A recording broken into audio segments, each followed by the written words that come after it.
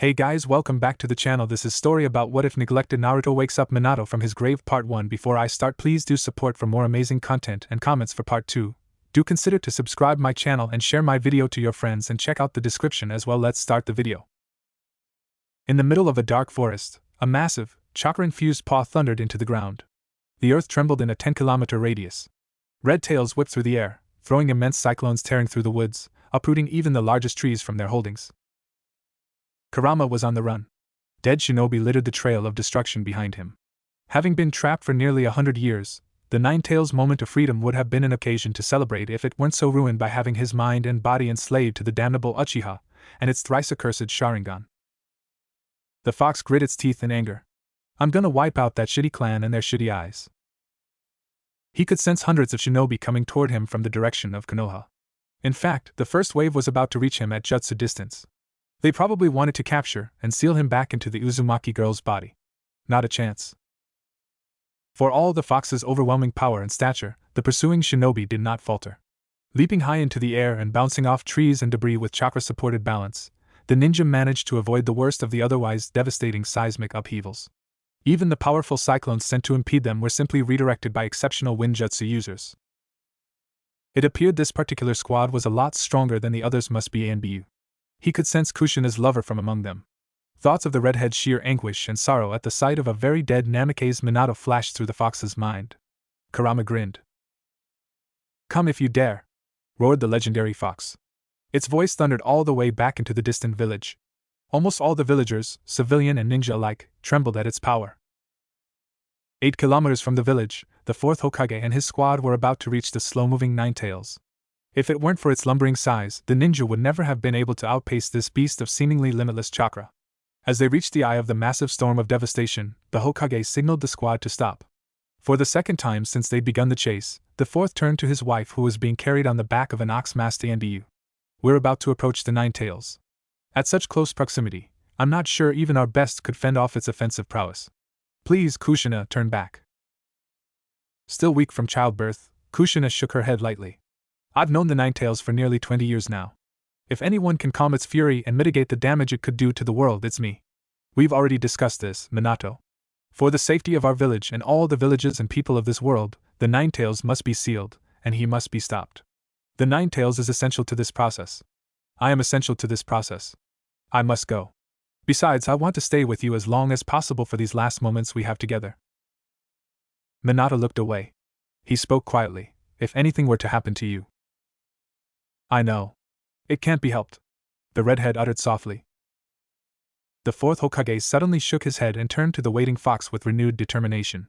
Then he turned to the old third Hokage who was standing with them. "Hiruzen, you know what we are about to do. Make sure that my son is remembered as a hero and not feared and hated for being a Jinchuriki." The god of shinobi nodded. "I shall." Minato bowed his head. "That's all I ask?" Turning to his squad, he nodded. "You know what to do." The squad spoke in unison. "Yes, Hokage-sama." Up half a kilometer ahead, the Nine-Tails could be seen looking toward the squad's direction. Its powerful ears had managed to pick up the exchange happening before it. With its curiosity piqued, the fox had temporarily stopped its assault to listen to what the fourth Hokage had to say to its former jailer. Within a matter of seconds, the squad stood before the indomitable fox. Kurama's grin was maddening. "You aren't just going to let me go, are you?" "No, we aren't," the fourth replied. "Nine-Tails, your power and your malice is too much a danger to the world to be allowed to roam free. We have no choice." "Then we are done talking." The fox lashed an immense cord of chakra straight down onto where the squad was standing, creating a massive trench. The earth shook from the heavy blow. Kurama's second blow was deflected by the powerful third Hokage, who had to concentrate an unhealthy large amount of chakra into his staff in order to weather the crushing blow. Suddenly the fox felt a heavy, restraining force hold it down. Gritting its teeth, the Nine-Tails lifted a gigantic rod fall across its back. The third Hokage summoned the fox thought angrily. The monkey leapt to retrieve its shrinking staff and muttered a few words. A mountain bore down on the powerful Bijou. "Who do you think I am?" Kurama roared. With a show of power, the fox whipped its tails around in all its glory, crushing the mountain. Bits of rock and dust showered onto the earth, bouncing harmlessly off the fox's pelt. Then, with a flare of chakra that would later be felt in distant villages, the Nine-Tails shattered the third Hokage's genjutsu. Only then did the fox notice that Kushina and the fourth were no longer there. No wonder he didn't sense the red-headed Uzumaki earlier. She was never there to begin with. Surrounding him on all sides, the squad that came with the fourth had managed to position themselves around the massive creature while it was under the third's genjutsu. They were about to use the most chakra-intensive instance of the Flying Thunder God to transport the fox to the target location specified to them by the Hokage. One of the Anbu, a rabbit-masked girl, said quietly, "For the village?" The fox and the squad disappeared with the third Hokage looking on. The rest was up to Minato and Kushina. Although they had all planned for the worst at this final stage, the third Hokage couldn't help but hope that somehow both Minato and Kushina would survive the Ninetales resealing. Several kilometers behind the Hokage monument, a small infant lay in a swath of blankets. Kushina smiled as she looked down at her son, who lay in the center of the sealing array they had prepared for the occasion. "Naruto. Don't be picky. Eat lots and grow strong. Make sure that you bathe every day and stay warm. Also don't stay up late. You need lots of sleep. And make friends. You don't need a lot of friends. Just a few. Ones you can really, really trust. I wasn't very good at it, but keep up with your studies and practice your ninjutsu hard. Remember that everyone has strengths and weaknesses. So don't get too depressed if you can't do something well. Respect your teachers and upperclassmen at the academy. Oh, and this is important, it's about the 3 prohibitions for a shinobi. Be extra careful about lending and borrowing money. Put your mission wages into your savings account. No alcohol until you're 20. Too much can ruin your health, so drink in moderation. Another prohibition is women. I'm a woman, so I don't know too much about this, but all you need to remember is that this world is made up of men and women. So it's only natural to take an interest in girls. But just don't get hooked on bad women. Find someone just like me. Speaking of the 3 prohibitions, be wary of Jiraiya sensei, you know. Naruto, from now on, you're going to face lots of pain and hardship. Be true to yourself, have a dream and have the confidence to make that dream come true. Kushina's voice faltered with a sob. There's so much, oh, so much more that I want to pass on to you. I wish I could stay with you longer. I love you. The redhead looked up at her husband, who had appeared during the latter end of her speech. His expression was inscrutable. They're coming, Kushina. I hope you're ready. The redhead nodded. I am. Their eyes met, and Kushina smiled before falling into a bout of coughs. Blood dribbled down her chin. Her internal organs and chakra system were irreparably damaged by the birth and the Ninetales' escape. No Jinchuriki had ever survived having a bijou torn out of its grasps. Not only was the woman frail from childbirth, even with proper medical care, her odds of survival were abysmal. As it stood, it was only her strong will and the Uzumaki's amazing regenerative powers that were keeping her alive. Uzumaki Kushina was dying. Without warning, the Ninetales appeared before them along with the squad responsible for its appearance.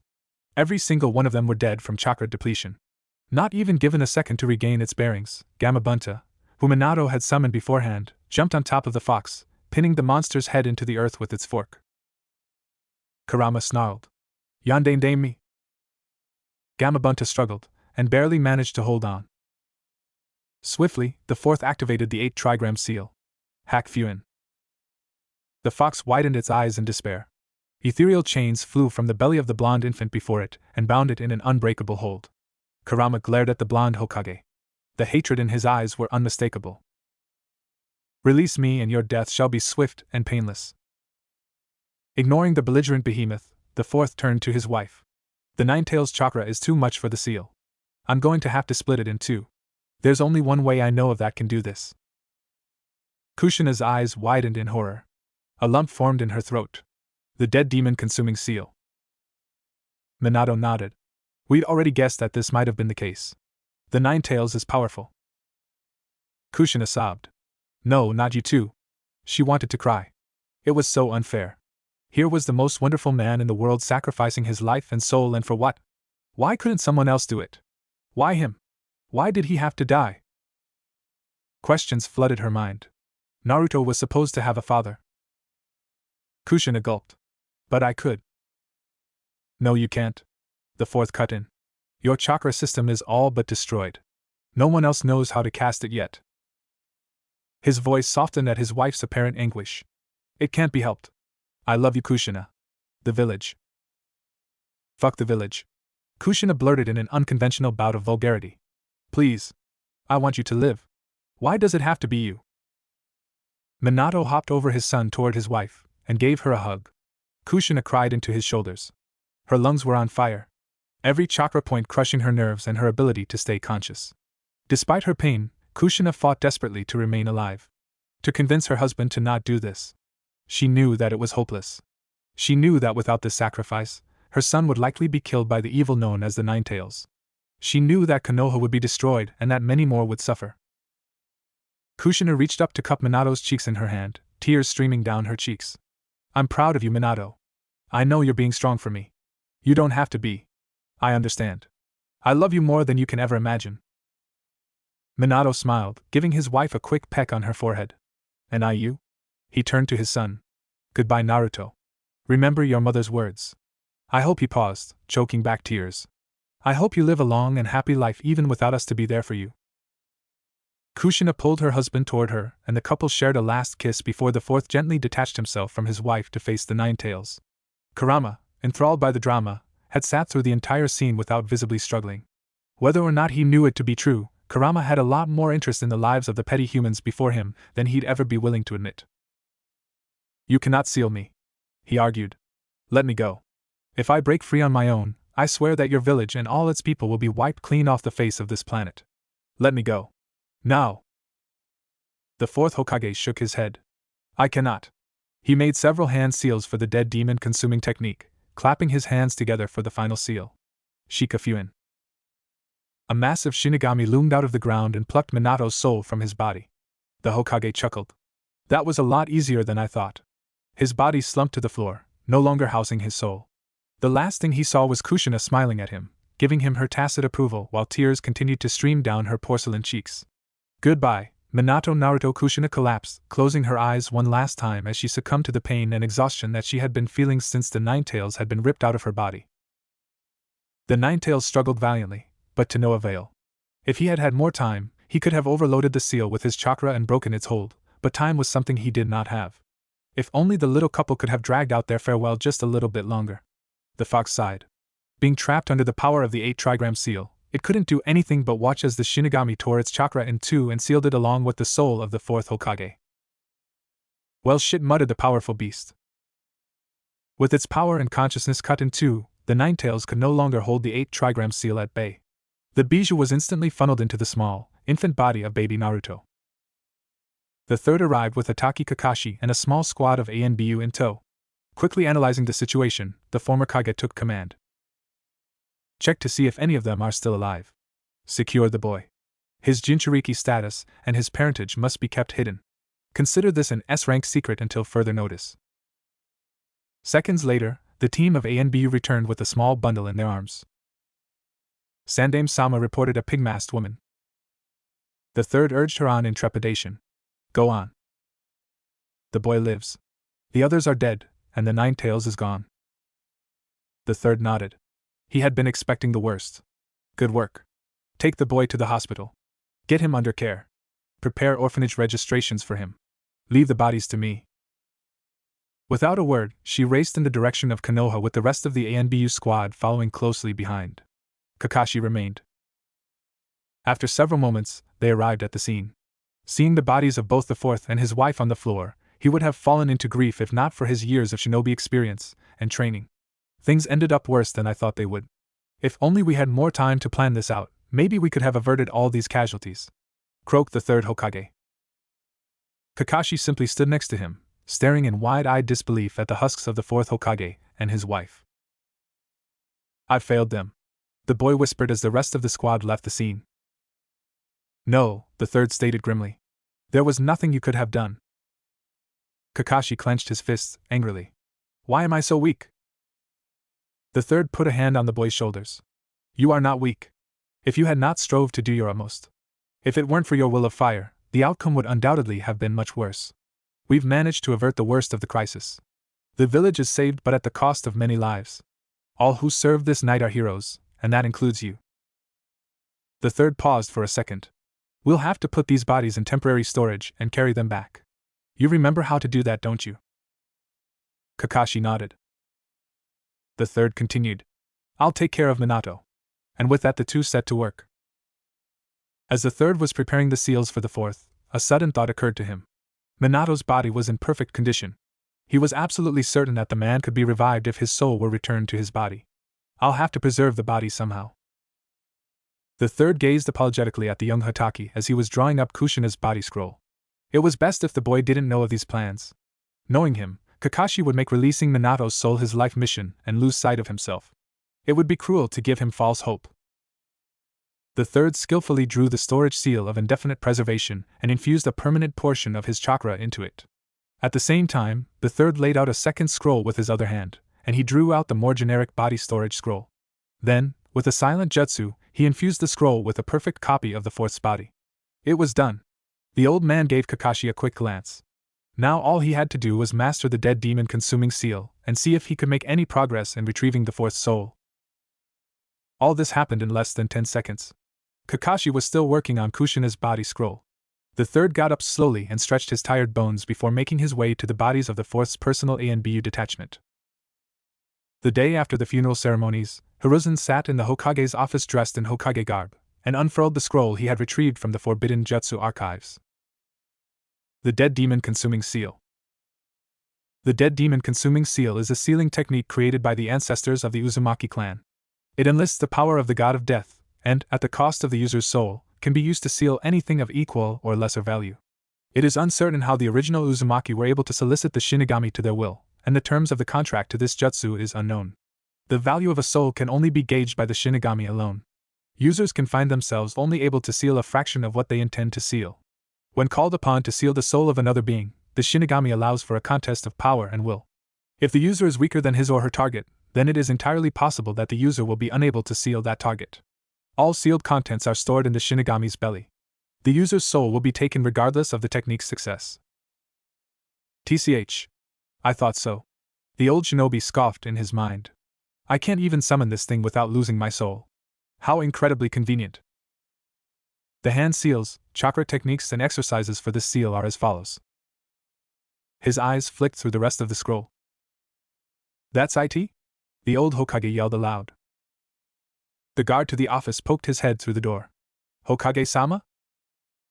The old man relaxed and set the scroll back onto his desk. Nothing's wrong, Kirishima. The Hokage paused for a moment. Actually, could you have one of the messengers notified to send for Orochimaru? Right away, Hokage-sama.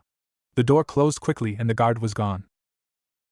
The god of shinobi put the scroll in his desk and took up the morning stack of paperwork. This is going to be a long day. Unfortunately, Orochimaru wasn't in the village. The old Hokage was busy with administration and dealing with the political aftermaths of the Ninetales attack and the death of the fourth Hokage. He would not pick up his Revive Minato project until his student showed up. As it happens, it wasn't until the month after the night of the Ninetales attack that Orochimaru's face was to appear in the village again. And so it was that afternoon, while the Hokage was smoking away his break period, that Orochimaru slithered into the office in the guise of a snake. You wish to see me, Sasaratobi Sensei? The Hokage chuckled. I didn't think you enjoyed such informalities, Orochimaru-kun. Even if it's snake-related. The snake bore its fangs in a wry smile before changing into the form of a pale, long-haired man. A change of scenery, Sensei. Everyone needs it once in a while. Yes, especially you, the old man agreed. You're as pale as ever. You should really get more sun. Staying in those labs all day can't be very good for your health. Orochimaru's pale lips quirked. On the contrary, Sensei, I'm healthier than ever thanks to some of my laboratory ventures. It's very nice seeing you again, Sensei, but you can't have called me here just to catch up. What is it you need me for? The Hokage gave his former pupil a sad grin. Diligent as ever, I see. Well. He reached into his desk, pulled out a scroll, and handed it to his disciple. This is the scroll for the Dead Demon-Consuming Seal. What do you know about it? Orochimaru glanced through the scroll without reading it. Sensei, this scroll already describes the technique and its usage fully. Why do you ask? The Hokage rolled his eyes and shot the pale man with an accusing look. A scroll rarely describes all facets of a technique. This is especially true of forbidden techniques such as this one. You know this, Orochimaru. Orochimaru grinned. My apologies, Sensei. Unfortunately, I do not know more than this scroll has to offer. I guess it wouldn't be so easy, would it? The old man muttered.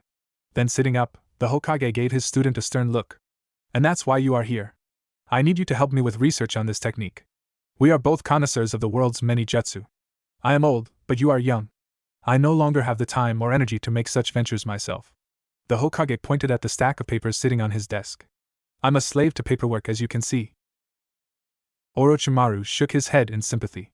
And that is why I've never cared for the position of Hokage. Much too time-consuming, even with all the powers the position bestows. The third nodded. You, on the other hand, have inherited my labs and research into which I once so avidly delved in my youth. I would like you to find a way to release the souls taken by the Shinigami of the dead demon-consuming seal. Orochimaru tilted his head. A way to release the souls sealed with an Uzumaki technique? Whose soul are you trying to retrieve, sensei? I'm sure the only person who knew of the technique in the village was Uzumaki Kushina. In fact, she was the one who wrote this scroll. Here, Orochimaru opens the scroll and stabs a finger at Kushina's name at the bottom. The snake man grinned. It's the fourth, isn't it? TCH. You're too damn smart, Orochimaru-kun. The old man frowned lightly. I have the fourth's body interred in an indefinite preservation storage scroll. Orochimaru simply gleamed. An empty body waiting for a soul to give it life? And where do you have his body stored, sensei? I believe if you leave everything to me, I may be able to revive the fourth in your place. When that happens, I will hopefully be able to bring a living, breathing Namikaze Minato back to Konoha. The third chuckled. His student knew him well. That would be perfect. I'll deliver the scroll to you myself later this evening. Consider this project a secret between the both of us. He paused and took a deep drag, filling the room with smoke afterward. Imagine the surprise on the people's faces when they see their fourth Hokage up and kicking again. The old man chuckled. Orochimaru chuckled along with him. Yes, imagine that. With me in his body. Later that evening, the snake Sannin could be seen tossing the scroll containing the fourth's body from hand to hand. He hadn't perfected the soul transfer technique yet, but his estimations told him that he'd have it mastered in a short number of years. Orochimaru was a patient man. He could wait. Several months later. Wearing a demon-faced mask, one of Konoha's 10 ANBU captain knelt before the Hokage. The old man sat behind his desk with an impassive look. Report. The man nodded. Hokage-sama, we've discovered the identity of the culprit behind the disappearance of the various shinobi and citizens throughout the village. The man paused. The Hokage chewed his pipe impatiently. Go on. It's your student, sir. It's Orochimaru. He's been using them for his experiments. We found many notes and chakra diagrams in a raid we conducted not far from the edge of the nation. Hiruzen's pipe fell out of his mouth and clattered to the floor. He'd seen and heard many things over the course of his long shinobi career, but the news of his student's betrayal hit him harder than when he heard of the Ninetales' appearance in the village nearly a year ago. The ANBU captain stood waiting for the Hokage's orders. Hokage-sama? No, he could not show weakness. Not now. The old man cleared his throat. Call all the ANBU captains not currently on duty to me now. The captain bowed. In less than 5 minutes, 4 of the 10 captains of ANBU entered the Hokage's office and hailed him simultaneously. Hokage-sama. The third Hokage wasted no time. I am told that you found evidence of Orochimaru's guilt in the investigations to case number 2. Is this correct? 3 of the captains stepped out. Yes, Hokage-sama, we have all relevant documents right here. The Hokage looked through the papers, hoping beyond hope that somehow they were wrong. As his anxiety and dread solidified into certainty, the Hokage heaved a small sigh. Orochimaru is to be branded an S-ranked criminal. We must capture him. Kill if necessary. Where is he now? Use whatever info you have pertaining to Orochimaru's location and motives. Report all pertinent data to me. Organize your squads to your own quadrants. I will assign 10 extra shinobi to each squad currently here. If you find Orochimaru, call for reinforcements, and report his location back to Intel immediately. Do not engage unless you absolutely believe you can subdue him. Orochimaru is an incredibly dangerous shinobi. Any questions? The ANBU remained quiet. They were well trained in the efficient organization of missions, priorities, and abilities. Each captain knew what it was they were to do, and would segregate tasks among themselves and their subordinates. The Hokage nodded. Dismissed. Orochimaru knew when he was caught. He didn't think they'd suspect him enough to actually raid one of his labs. He was one of the legendary Sannin and a trusted student of the third Hokage himself. Even with his good reputation, Orochimaru did not hesitate to place safeguards where it was needed. His precaution paid off. Orochimaru escaped the moment he realized that an ANBU raid had been conducted in one of his more private labs. The Snake Man smirked as he raced through the forests of Konoha at blinding speed. Looks like the old man is finally catching on. I wish I had been there to see his face when he heard the news. Orochimaru suddenly had a thought and began to cackle. Now imagine his face when I return in Minato's body to wipe out Konoha. I'll definitely be there to see that. 12 years after Orochimaru was branded an S-ranked criminal, the Sannin sat in the chair prepared for him under a well-shaded veranda. Sitting next to him was his old mentor, the third Hokage. Below them, Gaara, the Jinchuriki of Suna, was being pummeled by Itachi's brother, Uchiha Sasuke. The Snake Man, dressed as the fourth Kazekage, cleared his throat. I'm impressed, he uttered in a deep voice. This Uchiha is actually able to penetrate my son's defenses. The Hokage chuckled. Yes. Talented mentors make for talented students. Konoha is full of talents. Their will of fire burns strong. Orochimaru resisted the urge to roll his eyes. The old man was clearly trying to impress him with Konoha's military might. Orochimaru refused to be impressed. What's your will of fire going to do for you when I have your village crushed under my feet? I already have your shinobi of strongest potential under my leash. Once I have Sasuke's body and his natural Sharingan, I will be unstoppable. Not giving the Hokage even a hint to his thoughts, Orochimaru simply agreed. Yes, Konoha is indeed talented. I hope our villages can remain in good relations. The old man chuckled again. Yes. Konoha will ever be an ally of the sand as long as Suna treats us in kind. The Kazekage simply nodded. He couldn't wait to crush Konoha and gloat in victory to his former superior. How dare the old coot nominate Namikaze Minato over his own student? Below, Gaara had shrouded himself in a sphere of sand. An eye spun high in the air atop the arena. Sasuke was being pushed to his limits, and his hold against the cursed seal was weakening. Sasuke was angry and hungering for power. Some of that anger was artificially produced by the seal. The rest was from Sasuke himself. What a piece of work he left behind him after massacring his clan, thought Orochimaru. Itachi, with his diversity of Sharingan, chakra control, and prowess, would have been the better candidate, but Itachi was too powerful to be taken at this stage. What a pity that I'll have to make do with his third-rate brother. Sasuke charged his last Chidori and simply flew toward his opponent at amazing speeds. The Hokage smirked. Your son put up a valiant fight, but it appears Sasuke has the upper hand. Underneath his face mask, Orochimaru grinned. I wouldn't be so sure about that. In the middle of the arena, Gaara uttered a scream of pain and joy. Yesis. I will definitely kill you. You will prove my existence. A massive arm of sand leapt out into the air to crush the gaping Uchiha, who was saved only by the Sharingans alerting him of the intended movement. Leaping back, the supposedly victorious Uchiha stared wide-eyed as Gaara, despite being struck by the Chidori, not only remained conscious and standing, but seemed to be growing stronger and more threatening. In the stands, Kabuto had already activated his wide-area genjutsu. Except for some of the more experienced or intuitive shinobi, everyone was asleep. Orochimaru threw up his robes in one hand and a kunai straight into the Hokage's head with the other. The Hokage whipped around and the kunai flew back toward the Snake Man. Orochimaru smiled. Of course the third won't be killed so easily. Why am I not surprised? Around them, the Sound 4, Orochimaru's cursed ninja, erected the Violet Flames barrier. One of the ANBU who was attempting to rush to the Hokage's side hit the barrier and was burnt to ashes. Outside the barrier, near the village border, a giant three-headed snake broke through Konoha's massive city walls. Below, Gaara, the Jinchuriki of the one-tailed Bijou, had collapsed mid-transformation and was being evacuated by his siblings. Orochimaru. The Hokage seethed. What did you do with Minato's body? What? Orochimaru blinked. After all this time, that's what you want to talk about.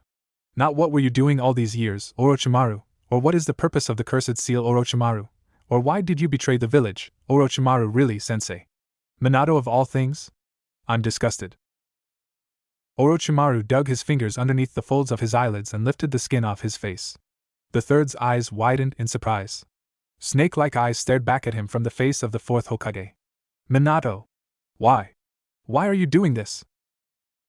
Minato's face cracked into a smug smile. Sarutobi-sensei. I knew you'd gone old, but this? It seems you've really lost your touch. It's me. It's Orochimaru. The old man's mouth gaped. His mind instantly registering what Orochimaru had done. Anger, regret, sorrow, and despair writ themselves on the old Hokage's face. The fourth's voice floated across the rooftop. I've got to say, Sensei, coming here in Minato's body was completely worth the trouble. You should see your face. To think I'd see the face of Sarutobi Hiruzen, god of shinobi, looking so pitiful. Orochimaru cackled. Outside the barrier, one of the ANBU spectators voiced a similar shock at what they saw before them. That's the fourth. What the hell? That's the fourth. Orochimaru cackled louder before a stream of flames struck him with full force. Disappearing into the fire, the snake man gave a terrible scream of agony. The Hokage closed his eyes and muttered an apology. Minato, he grit his teeth, I should have just let you rest. To have Orochimaru defile your body like this, I am truly sorry. For the first time in years, the old shinobi cried, allowing tears to form in his eyes and flowed down his weathered cheeks. Looks like taking the fourth's body is paying dividends. How nice of you to have sacrificed so much chakra to preserve this body for me. Orochimaru rose from the ashes from where he stood before the flames had disrupted his gloating. He was still wearing Minato's face. If you must know, Sasuke is going to be my next body. After I take Sasuke, I'm going to dump the body of your precious Minato into some ditch in the middle of nowhere after I've dissected it into 1,000,000 pieces. Orochimaru laughed some more. He loved this. He loved speaking in the fourth's voice. He loved the looks of horror and despair his old mentor was giving him. Minato calmed his hysteria. This has been so very entertaining, Sarutobi-sensei, and the fun is only just beginning. Orochimaru began the impure world resurrection of the first and second Hokage, but found that he could no longer move. The third stood before him with his palms clasped together. No! Orochimaru screamed internally. He knew what was happening. The old bastard is using the dead demon-consuming seal to seal away my soul. Minato's face sneered in an ugly grimace. Sarutobi, you've gone too far. With a stubborn will, Orochimaru fought the third's hold over his soul. After all I've done to achieve immortality, I can't lose it here. Not like this. The third grit his teeth. I must atone for what I've done to Minato's body. Orochimaru's soul must be removed. For the sake of the fourth, for the sake of the village, and its people, for the sake of my family. His hands squeezed together even tighter, the Hokage unclenched his teeth and roared in a show of extreme effort. Orochimaru grunted. If things kept up like this, he was going to lose his soul. The Sannin became desperate. No, Sensei, please. You do not want to do this. I am your student. You trained me, you raised me with high hopes. I am like a son to you. Release my soul, you old fart. The third's hold on Orochimaru's soul was iron strong. Even the Sannin's stubborn will could not overcome it. With a final gasp, Orochimaru's soul was finally torn from his body. As the old man was losing his consciousness, he silently voiced his last thoughts. Shinigami, if the value of my soul is sufficient after this exchange, return Minato's soul to his body. With that, he collapsed. Sarutobi Hiruzen was dead. Across from him, Minato's body crumbled. The Sound Four looked on in horror. Orochimaru was not supposed to lose. Tayuya was first to speak. Let's get the fuck out of here. The others nodded. With practice timing, the four ninja released the violet flames barrier and ran off. The ANBU captain waiting outside wasted no time in reacting to the situation. Don't let them escape, capture them. The other ANBU wordlessly leapt away to pursue the escaping Sound ninja. Down below, the Suna invaders had been subdued. Not too far away, the three-headed snake had been crushed by the toad sage, Jiraiya. Nearly 6 kilometers out from the village, Gaara lay in a heap of blood and tears as his forehead was dealt a heavy blow by Naruto's thick skull. Orochimaru was dead. Suna had surrendered. Konoha had survived the invasion.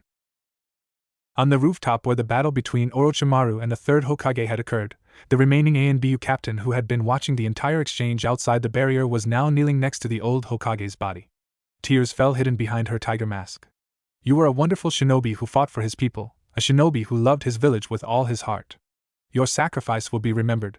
We shall carry on your will of fire, Sarutobi Hiruzen.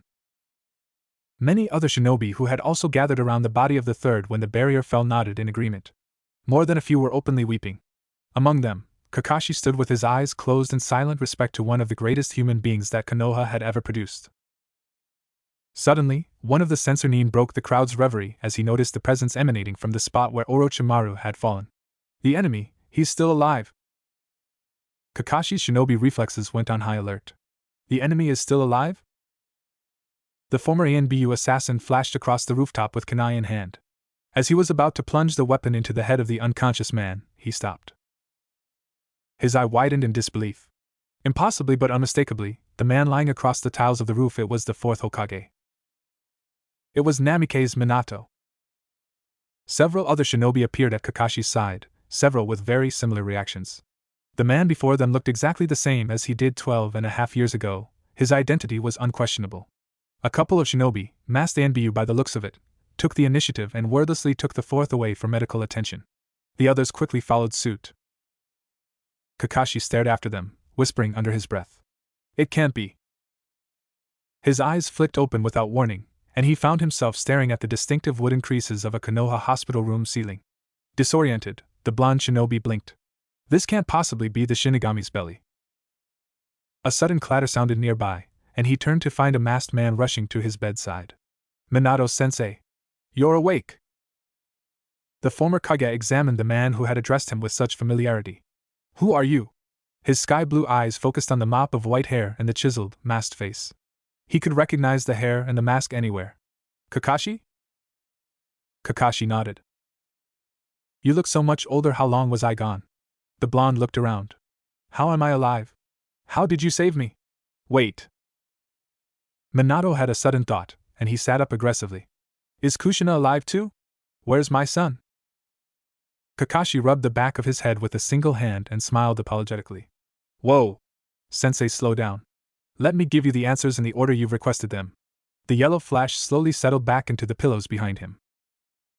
Kakashi paused. Whatever he had to say, Minato was ready to assume the worst. "It's so good to have you back, Minato-sensei."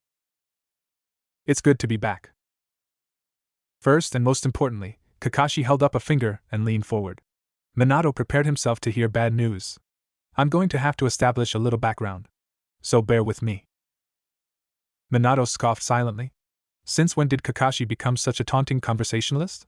Still, it was an improvement from the grim, suicidal ANBU specialist that Minato had last known him to be. "You are currently being housed in a shinobi hospital room near the Hokage Tower. We found you yesterday lying on the rooftop after the battle between the third and his student, Orochimaru. Both are now dead."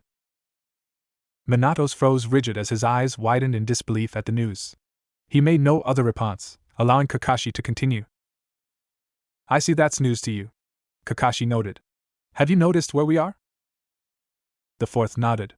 "We're in a Konoha hospital room near the Hokage Tower, but there is no hospital near the Hokage Tower. Either you've built a hospital while I've been away or I'm in the torture and interrogation building. Did I get that right?" "With perfect accuracy. You get 100 points. Kakashi smiled. "You may not have noticed, but you are currently confined under maximum security. There's a seal on your chakra to prevent any funny business, and you won't be able to get 5 feet past this bed." Minato sighed. "And you're about to tell me why?" Kakashi nodded. "Basically, we don't know how you are alive right now. We believe your body may have been possessed by Orochimaru since your death. In fact, we have several witnesses corroborating the story of Orochimaru having fought the third in your body." Minato shivered. Orochimaru, that slimy snake man, in his body, gross. If Kakashi noticed the fourth's reaction, he didn't show it, choosing instead to continue his dialogue. "While many wanted to see you revived, others were afraid that we'd be reviving Orochimaru instead. That's why you're here." At this, Kakashi lifted his headband to look straight into the fourth's irises with his Sharingan eye. "Are you Namikaze Minato?" "I am," Minato replied. Kakashi dropped his headband over his Sharingan. "I never doubted for a moment." "I'm glad I have your confidence." The blonde shinobi gave his student a dazzling smile. "How's my son?" Kakashi let his spirits relax as he relished the change in topic. "Alive and well. He looks up to you and is growing to be a powerful shinobi. He's recently been apprenticed to Jiraiya and has been making amazing progress. I believe he's even learned to summon Gamabunta." Minato's eyes widened with a mixture of shock and pride. "And Kushina? How is she?" Kakashi's face fell and a pang shot into Minato's heart. "Kakashi, is she?" Kakashi nodded silently. "We thought the both of you died together. We have you buried next to each other, but I guess whatever we have buried next to your wife must have been a replacement of some sort. We checked. Your grave has been untouched since the burial." Minato gulped, but held his composure. He'd have his meltdown later, but now wasn't the time. Is there anything else I need to know? A few stray tears betrayed him as they slid down his cheeks. Since he hadn't technically seen his wife die, Minato had held on to an unreasonable hope that she might have survived their ordeal. The finality of his student's words painfully crushed that hope and cast it into hellish oblivion. Yes, said Kakashi. We are currently in the year 115. It's almost exactly 12.5 years since you were last known to be alive. Also, your son doesn't know who his real parents are and was raised in an orphanage since birth. He doesn't know that you're his dad. Both his status as a Jinchuriki and his parentage are an S-rank secret by decree of the 3rd Hokage. Also. Thank you, Kakashi. Minato bowed his head as he fought to hold his crushing feelings of loss at bay. Despite having expected it, the news of Kushina's death had still dealt a heavy blow to his heart. He didn't want to offend his student, but he was barely able to register anything else. There was no point in making Kakashi speak any further. Kakashi stood up silently. It was nothing. I guess I'll be leaving you then. We'll have you out of here soon. I think you'll be happy to find that your former place of residence has been cleared for your return. I'll visit you when you get back. The white-haired ninja stalked off slowly, but paused at the doorway. Sensei, remember what you told me when I tried to get myself killed on suicidal missions after Rin's death? Slowly, Minato recited from his perfect memory. She wouldn't want you to throw your life away in sorrow. Life is precious. Live, Kakashi. Live to carry on her will of fire. Kakashi nodded and left. When the door closed, Minato hung his head and cried. The temporary leader of the village, Shikaku Nara, stood next to the head of the torture and investigation department. He had been alerted of the Fourth Awakening and had arrived swiftly to hear whatever it is he needed to hear. Kakashi appeared before them with a quick shunshin and bowed. The Jounin commander watched him expectantly. So? Is he the fourth or is he Orochimaru? Kakashi responded immediately. He's definitely Namake's Minato, leader. The man has no memories of the 12.5 years since he was proclaimed dead. We can carry on with the plans we've had in acclimatizing him to Konoha and perhaps even the Hokage role. Shikaki gave a sardonic smile. That's if he wants it. Make sure you visit him when he returns home. You and Jiraiya are the only close relations he has left from his time. Kakashi responded affirmatively. Yes, leader. You are dismissed. You will be notified when you are next needed. Kakashi remained standing in place. Leader, the man isn't very receptive at the moment. He's grieving his wife's death. If you're looking to talk to him, I think you should wait until some other time. Shikaku nodded. Duly noted. Dismissed. The Jounin commander turned as Kakashi gave a salute and left. Thank you, Ibiki, for so swiftly setting up the accommodations for the fourth. You've done a great job. We'll meet again when you are next needed. It's time for me to head back to run some more disaster control. Shikaku began to turn away but stopped. You know what? Why don't we get some drinks later? Shikaku Ibiki considered the proposal. Sure. Let's go to that bar near Jounin headquarters. Why don't we invite some of the others too? We'll drink you to the ground and good luck with the paperwork. Shikaku scowled, TCH. Being the Hokage sucks. Ibiki laughed as the Jounin commander left the TNI department. It would take the TNI specialist several hours to remove the chakra seals and barriers that had been put on and around him. They'd spent that time bringing him up to date to all the key events that have occurred in the village during his absence. Orochimaru had been branded an S-rank missing nin after being found guilty for kidnapping and experimenting on tens of civilians and shinobi from the village. It was only in recent months that the man had made his reappearance in the village of Konoha, which culminated in his death by the hands of the late 3rd Hokage. Before the invasion, the Snake Sannin had also been found to have joined the ranks of an organization known as the Akatsuki, which was being headed by an increasing number of S-ranked missing nin. The names of these S-ranked members were then listed along with a number of crimes they were known to have committed. Some of the names were completely new to the man who had been gone for 12.5 years. Pain? Zetsu? Deidara? Others were more familiar. Hashigaki Kisame, the most powerful of the 7 ninja swordsmen of the mist Uchiha Itachi. Uchiha Itachi, the image of a small boy burbling happily in the arms of Kushina's friend, Uchiha Mikoto, instantly crossed Minato's mind.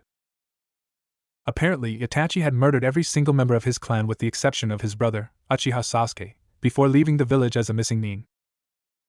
The Uchiha were the most powerful clan in the village.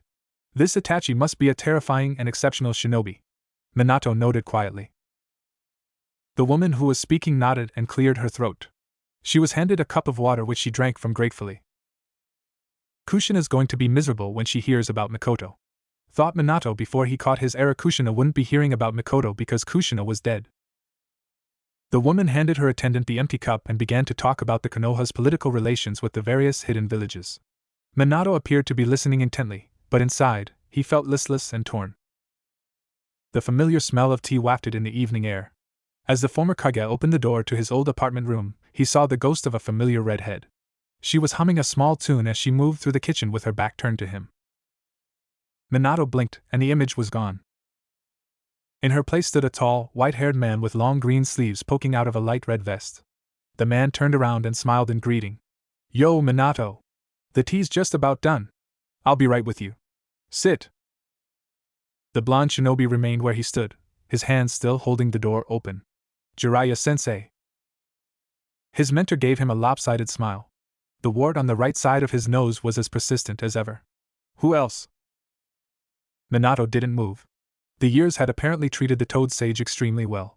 "He hasn't changed at all," said Toad Sage, turned back around to pour some tea into a cup. "How long do you plan to stand at that door?" he asked in a conversational tone as he sent the tea flying almost vertically up into another cup and back down without losing a single drop. He repeated the process several times with incredible dexterity. Minato pulled up a chair and sat. The scene was so familiar that he almost expected to see his wife waltz into the kitchen to try to sabotage his teacher's performance while chiding him in a playful voice. "Jiraiya-sensei, you show off." Minato's heart twisted painfully as his mentor's voice sounded in a commanding tone. "Here, drink this." Jiraiya whipped around and spun a cup full of tea through the air. The fourth caught the cup between his thumb and two fingers and set it down slowly. Jiraiya strolled out of the kitchen with another cup full of tea in one hand, and the entire kettle in another. He inched back a chair and sat down across from his long-lost student. "I cleaned up the apartment for you. I've also arranged it so that this place would feel more like it used to. You'd be surprised what the last tenant did to your kitchen." The sage smiled broadly, and Minato lifted the cup to take a sip. "How is it?" "Sweet." He took another sip. "Bitter. Just like I remember." Jiraiya emptied his cup with one swig before pouring himself some more. "How are you feeling?" "I feel like my heart's been torn to pieces. I wish Kushina were here." "As do I," said the sage earnestly, "but she's not, and we're just going to have to deal with it." Minato gulped, his voice beginning to waver. "To me, it's only been a couple days.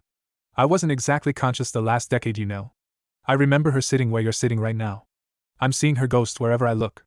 When I came in, I saw her in the kitchen humming her usual tune. It's only been a couple weeks since you were here when we told you about Naruto's name. I feel as if she'd walk in any moment." "Minato." Jiraiya cut into his student's tirade. The blonde choked back a sob. "How did Tsunade deal with it?" A hand fell on his shoulders. "Minato, Tsunade was inconsolable after the death of Dan and Nawaki. She's spending the rest of her days as a drunkard, and drinks to forget her sorrow." Jiraiya dropped his hand and spoke in a serious tone. "Tsunade still hasn't returned to the village. Last I heard, she's taken to gambling across the land, and has been striking up debt everywhere she goes. Tsunade gambles to lose." Jiraiya shook his head. "I know what she's trying to do. That woman is using the losses she's racked up to mask the loss that she feels in her heart. It's clearly not working. She's been at it for nearly 20 years now." His student's face fell. "She's still alive, isn't she?" At this, Jiraiya cracked his palm across the fourth's face. Ignoring his well-honed reflexes, the former Kage allowed his head to be whipped aside by the stinging blow. The Sanin's voice faltered. "Minato, the pain may not really go away, but don't become like Tsunade. We just got you back after all these years. You know, I didn't think I'd see you sitting here talking to me like this ever again." The blonde shinobi looked down apologetically. Suddenly, Minato felt a mixture of affection and gratitude. He was grateful that Jiraiya had come over to set up his apartment for him.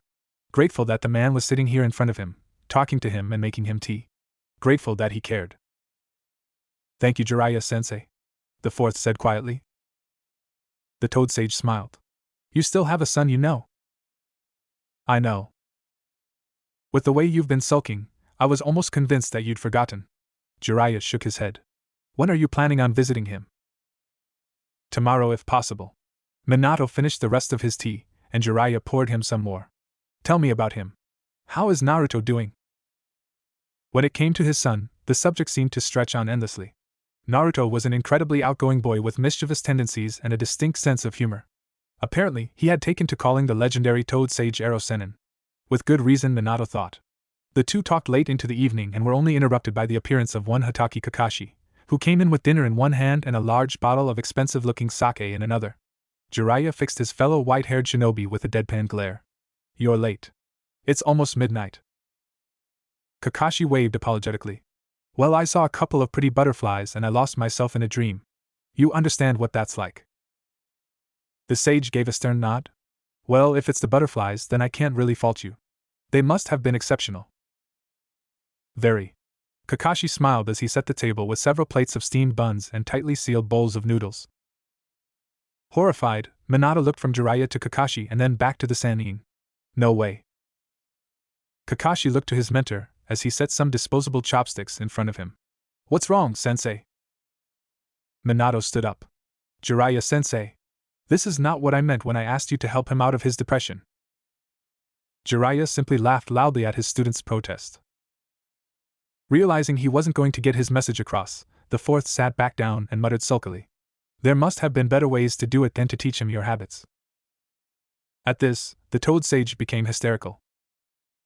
Kakashi pulled down his face mask to eat his share of the food. Later, the three ate, drank, and talked well into the morning. By the time they'd finished the last of the noodles and steamed buns, sunrise was only a few hours away, and Minato had consumed most of the sake that Kakashi had brought earlier. Kushina, nothing will happen to you under my watch, he muttered before passing out in a drunken stupor. I promise. The two more sober shinobi looked at each other knowingly and carted the fourth Hokage into bed. Kakashi cleared the table as Jiraiya filled a small tub with soap and water. 15 minutes later, the white-haired men laid out the individual futons that they had each brought with them on the apartment's living room floor. Kakashi laid flat on his back staring up at the ceiling. You think he'll be okay? Definitely. Jiraiya replied with confidence. We're here for him. He'll be fine. Kakashi closed his eyes, muttering one last word before drifting into sleep. Hopefully.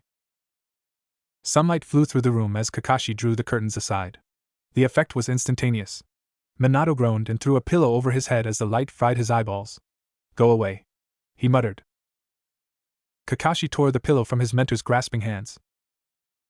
Kushina's being so mean, thought Minato as he blindly reached for the pillow that Kakashi held just outside his reach.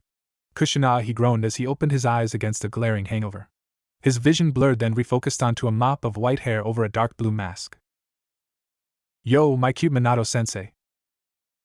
Minato leapt out of bed with a screech and landed on his feet on the other side of the bed, his body settled in a defensive stance. Kakashi? What are you doing here? He asked as he dropped his stance and stumbled, nearly losing his balance. His student flashed across the room to catch the extremely hungover blonde. I came to visit you last night, remember? I brought food and sake and everything. The blonde rolled his eyes. No, I meant what are you doing here in my room? Kakashi smiled innocently. Do I need a reason to visit my cute little sensei? Oh my god, Kakashi! Minato cried, exasperated. His brain throbbed against his skull, causing him to wince in pain. Kakashi settled his mentor into a nearby chair. We were going to see your son today, remember? Jiraiya-sama is going to take your son on a trip to find Tsunade. Weren't you going to go with them? Minato leapt out of the chair, ignoring the debilitating symptoms of his hangover. They're leaving this morning? What are we waiting for? Kakashi made an exaggerated grimace. Well, first, you'll need some breakfast.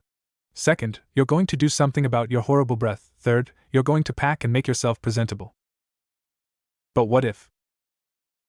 You still have a few hours before they meet and head out. Don't worry about it. Remember. Main entrance. 10 o'clock. Minato nodded as Kakashi opened the bedroom window. The masked shinobi gave his mentor one last look. There are some hard-boiled eggs on the kitchen table and heated tea on the stove. You'll find something for your hangover in the bathroom cabinet. Kakashi put a foot to the window ledge. See you later. He leapt out into the streets and was gone before Minato could respond. The blonde felt ashamed with himself as he stumbled into the bathroom and turned on the water for a cold shower. Kushina would be so disappointed with me. The former Hokage laughed mirthlessly after realizing that he'd stepped into the shower still wearing the hospital-issued clothes he'd had on since they'd found him. The water soaked into his shirt. He peeled the pieces of cloth off his well-preserved body and half expected Kushina to walk in and join him. The playful, sing-song chime of her voice sounded through his memories. Minato, I'm coming in. An image of his wife dancing through the doorway wrapped in a small towel flared through his mind. Tinges of arousal burned at his core before it was consumed by overwhelming grief. What a mess I'd become. Jiraiya swallowed the hard-boiled egg he nipped for breakfast and gulped down the rest of the tea from his bottle. I've definitely had better, he thought with a gaping yawn. It was a little after dawn, and he'd only had about 3 hours of sleep. Oh well, it's the life of a ninja. I'll just have to deal with it, he mused blandly. Jiraiya reached up and snapped a small branch from the tree he was sitting in and whittled it down with a bit of wind manipulation. The toad sage then began picking his teeth as he scanned the streets for women to ogle. Jiraiya frowned. He only managed to spy an old lady taking an early morning walk. Her bosom hung perilously near her waist, and it was clear that she was at least 30 years older than he was. He ogled her anyway. I've definitely seen better. It was at this moment that Kakashi chose to fly out of his student's bedroom window and land on the branch next to him. Jiraiya stood up. Well, that was quick, let's go. Kakashi nodded and the two flew across the roofs of Konoha toward the village's council room. They landed in front of the administration's complex and began to make their way to the registration desk. You think you can convince them to choose her? Kakashi asked. They'll listen to me, the sage said with confidence. The attendant at the desk saluted as they approached. Jiraiya-sama, we have you registered. Please go ahead. It's the main council room which is on the top floor. I know, Jiraiya said as he made his way toward the stairs. Of course, excuse me. The attendant replied apologetically before turning to face the white-haired jounin before him. Kakashi, you're late. So was Jiraiya, and we were only late by a couple minutes. Kakashi smiled. Well, you know how it is. The attendant rolled his eyes and pointed toward the stairway. Up ahead, please. The jounin nodded and disappeared with a swirl of leaves and a shunshin after signing the register. For what felt like the 100th time since he's taken the job, the attendant scowled as he stared at the pile of leaves littering the ground. Damn it! I swear he does that just to piss me off. The man left his desk to get a broom. Around the council room table sat Konoha's most prominent political and military figures. Sitting at the head of the table were the only two members of the Konoha Council, Hamura Mitokado and Koharu Yutane. They were the ones who would have the final say in who was to become the next Hokage. Sitting on their left and right were Shikaku and Jiraiya respectively. Behind them stood several ANBU figures wearing their customary masks. Further down the table, Danzo sat with his eyes closed. He was the only other person in the room who had the privilege of ANBU protection. Kakashi scoffed silently as he completed his scan of the room. I know for a fact that those two aren't ANBU. Having been a part of ANBU, the former specialist knew that no two ANBU ever wore the same mask in each other's presence. Clearly, Danzo still fielded private soldiers, but despite the original decree for Danzo to dispel his root operatives, the council had turned something of a blind eye to the man's disobedience. Before he could muse further, Koharu cleared her throat loudly. Thank you, Kakashi, for being less late than usual, she said pointedly. Now then, with the addition of Hatake Kakashi, we may now begin the meeting. Koharu finished her speech and looked to Hamura, who cleared his throat and began his part. All of you know why we are gathered here. The late third Hokage has passed away defending the village to the very end. He was an exceptional shinobi of Konoha, and his passing will be greatly grieved. His will of fire lives on in all of us. We cannot linger forever in our grief. The village needs an Hokage. It needs someone to lead its people and help to create and maintain a peaceful, lasting Konoha. Hamura paused to give everyone a hard look. Here we have gathered some of our most exceptional shinobi, and I know some of you have serious aspirations to take the seat. At this, both council members looked pointedly at Danzo, who sat very still in place. However, we already have a list of candidates from among you who we deem acceptable for the position. Those who aren't on this list have our deepest apologies. Hamura looked straight at Danzo, who feigned apathy. The only trace of his discontent was the tightening of his knuckles over the table. Koharu picked up where Hamura left off. We actually only have 3 people on our list. If none will take the position, then we will see about other candidates pending suggestions. She turned her eyes to the man sitting next to her. Shikaku Nara, you've shown yourself to be an able commander and an inspirational leader. Orochimaru's invasion and Tsuna's betrayal left our village in a desolate state. You've made major contributions to dealing with the aftermaths of these events. In addition to your years as an incredibly efficient and hard-working Jounin commander, we can think of no better person to take up the mantle of Hokage. Danzo nodded his head while several other voices of agreement rung from the crowd. Shikaka sighed and looked around seriously at his fellow villagers. Honestly, I do not want the position. I am not ready for it, nor will I ever be. These last few days have showed me that I neither have the drive nor the patience to be the Hokage. I believe that I'm better suited to doing what I enjoy doing best, and that is to strategize and establish the tactical missions and positions of our various military ventures as the Jounin commander. Someone else will have to take the spot. Koharu fixed the scarred man with a placid stare. That is quite disappointing, but I see you've made up your mind. The Jounin commander nodded. Very well, the old woman sighed. Hamura, you do the honors. The other member of the council cleared his throat. Jiraiya of the Sannin. You are our next preferred candidate. As a long-standing shinobi of Konoha, you've been incredibly loyal to the village. You also hold a long list of achievements under your name. You were a major figure in the Third Shinobi War and have proven yourself a powerful shinobi. You were teacher to the Fourth Hokage, and your students have grown to become exceptional shinobi in their own rights. At this, the Tiger Mask A and B nodded in agreement as Hamura continued speaking. You're a born leader, a guide to those in need. The result of your guidance has always been exceptional. You are well versed in the politics of our village and can become Hokage with ease. The Toad Sage chuckled lightly and rubbed the back of his head. You're making me sound better than I really am with the way you're laying it on, Hamura. He dropped his hands and shook his head. I do not believe I am suited to becoming Hokage, and am definitely more efficient out in the field than in the office. I believe, however, that the other Sannin, Tsunade, is much more suited to the task than I am.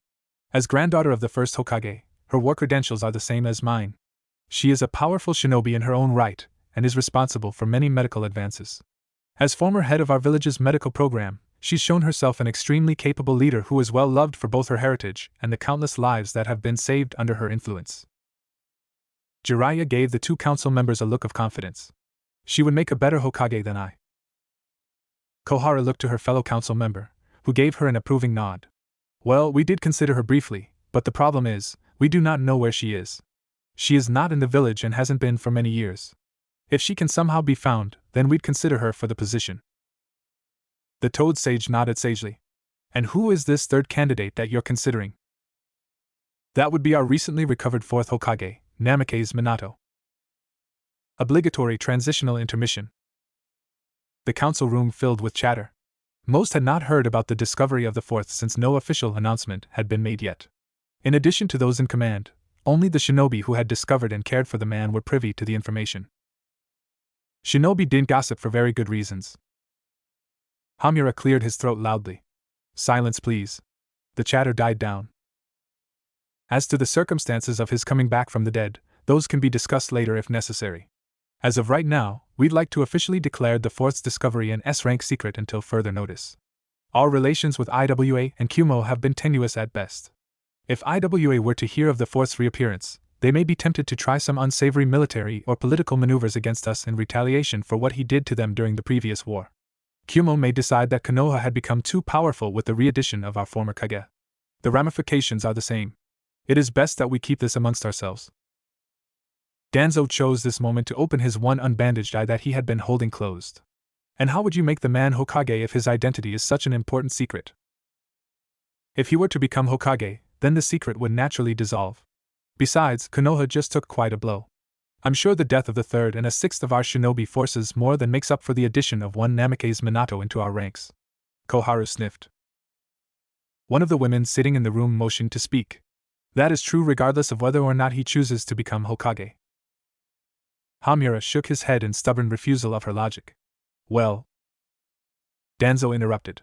Since when did Konoha fear other nations to such a degree that it'd force its more powerful shinobi to hide themselves as S-rank secrets? When the legendary Sannin first gained their titles, did we mark them S-rank secrets? When Sarutobi Hiruzen showed an astounding mastery of all 5 elements, did we turn him into an S-rank secret? Has Konoha become so weak that we've become afraid to even harbor powerful shinobi? I remember a time in which powerful shinobi were flaunted to both show the strength of the village and inspire fear in the enemy. The old warhawk sighed. What kind of backwards world are we living in these days?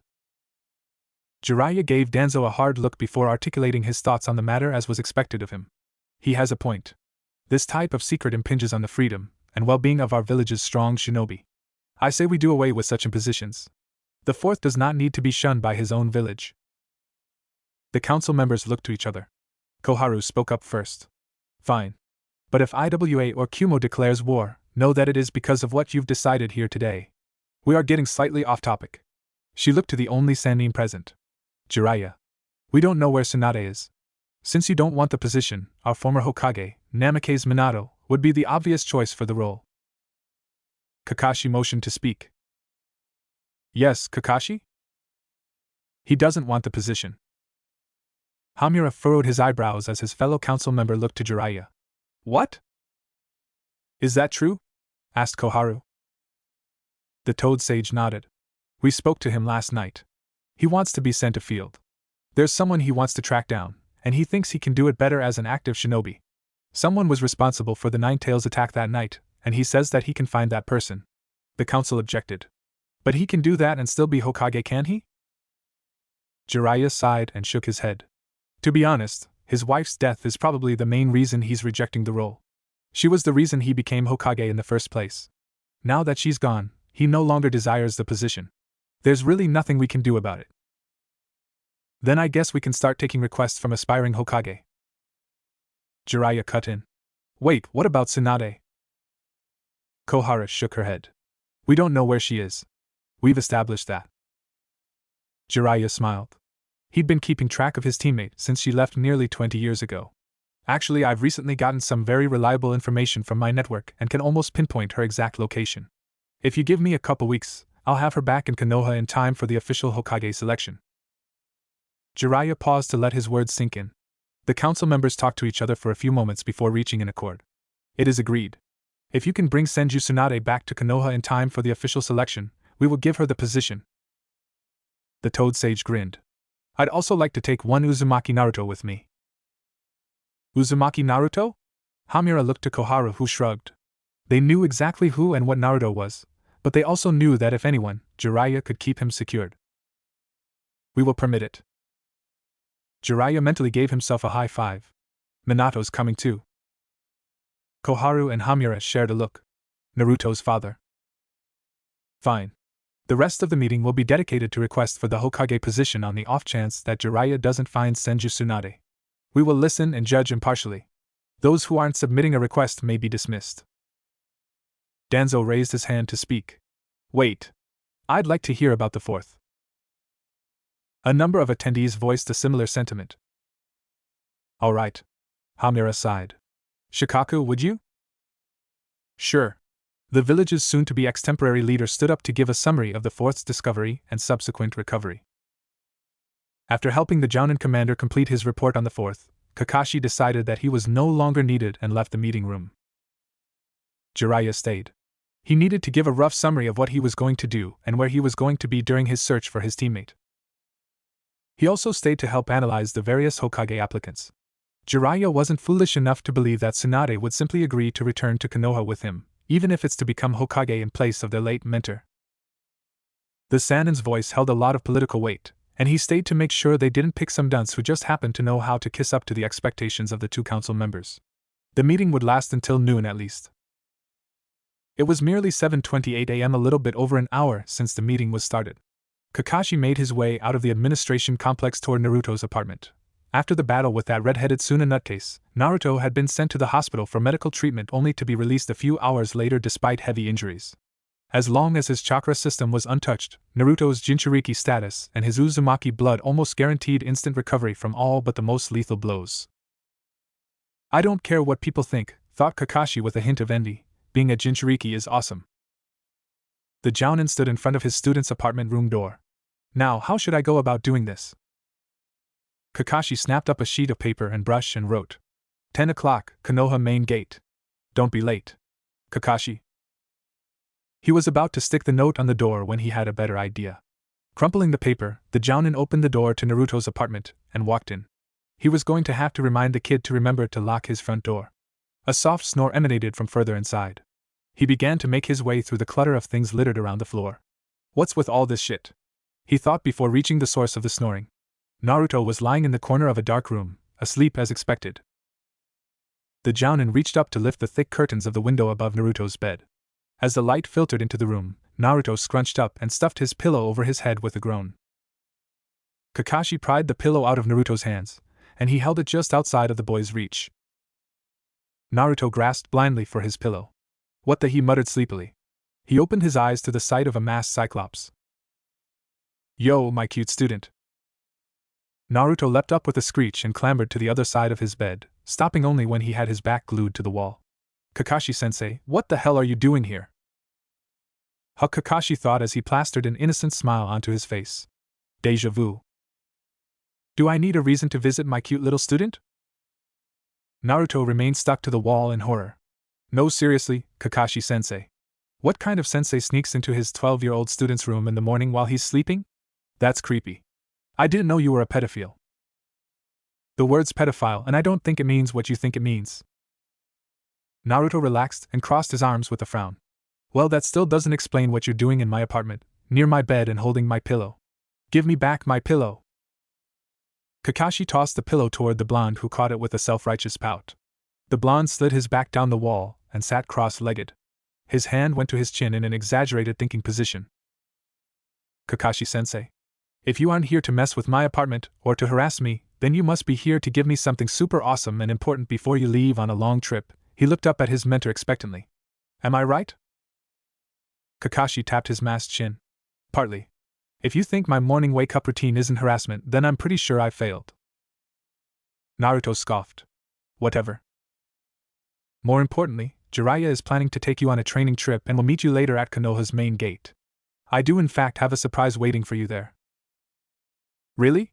Naruto's eyes gleamed in excitement. The Jounin nodded. I'm sure you'll like it. Be there at 10 o'clock sharp, you don't want to be late and miss out. The boy cheered. Thank you so much, Kakashi-sensei. Are you coming on the training trip too? What's the surprise exactly? An exclamation mark punctuated every single statement. It wouldn't be a surprise if I told you now, would it? Kakashi smiled before adopting a slightly heavier tone. And no, I'm not going. I'll have to take care of Sasuke. He's still not fully recovered from his injuries, and his curse seal has been acting up even more frequently since the invasion. The smile almost literally melted off Naruto's face. I hope Sasuke's okay. I wish he'd stop pushing everyone away. The blonde's face drooped. Sometimes I think he forgets that he has people who really care about him. Kakashi sighed. We'll get to him eventually. Yeah. Naruto beamed at Kakashi's words. We won't let him become a gloomy loner. Not on our watch. Kakashi nodded as he turned to leave. Not on our watch. I'll see you later. Naruto called to his mentor. Hey, sensei. What is it? Are you going to visit Sasuke now? Can I go with you?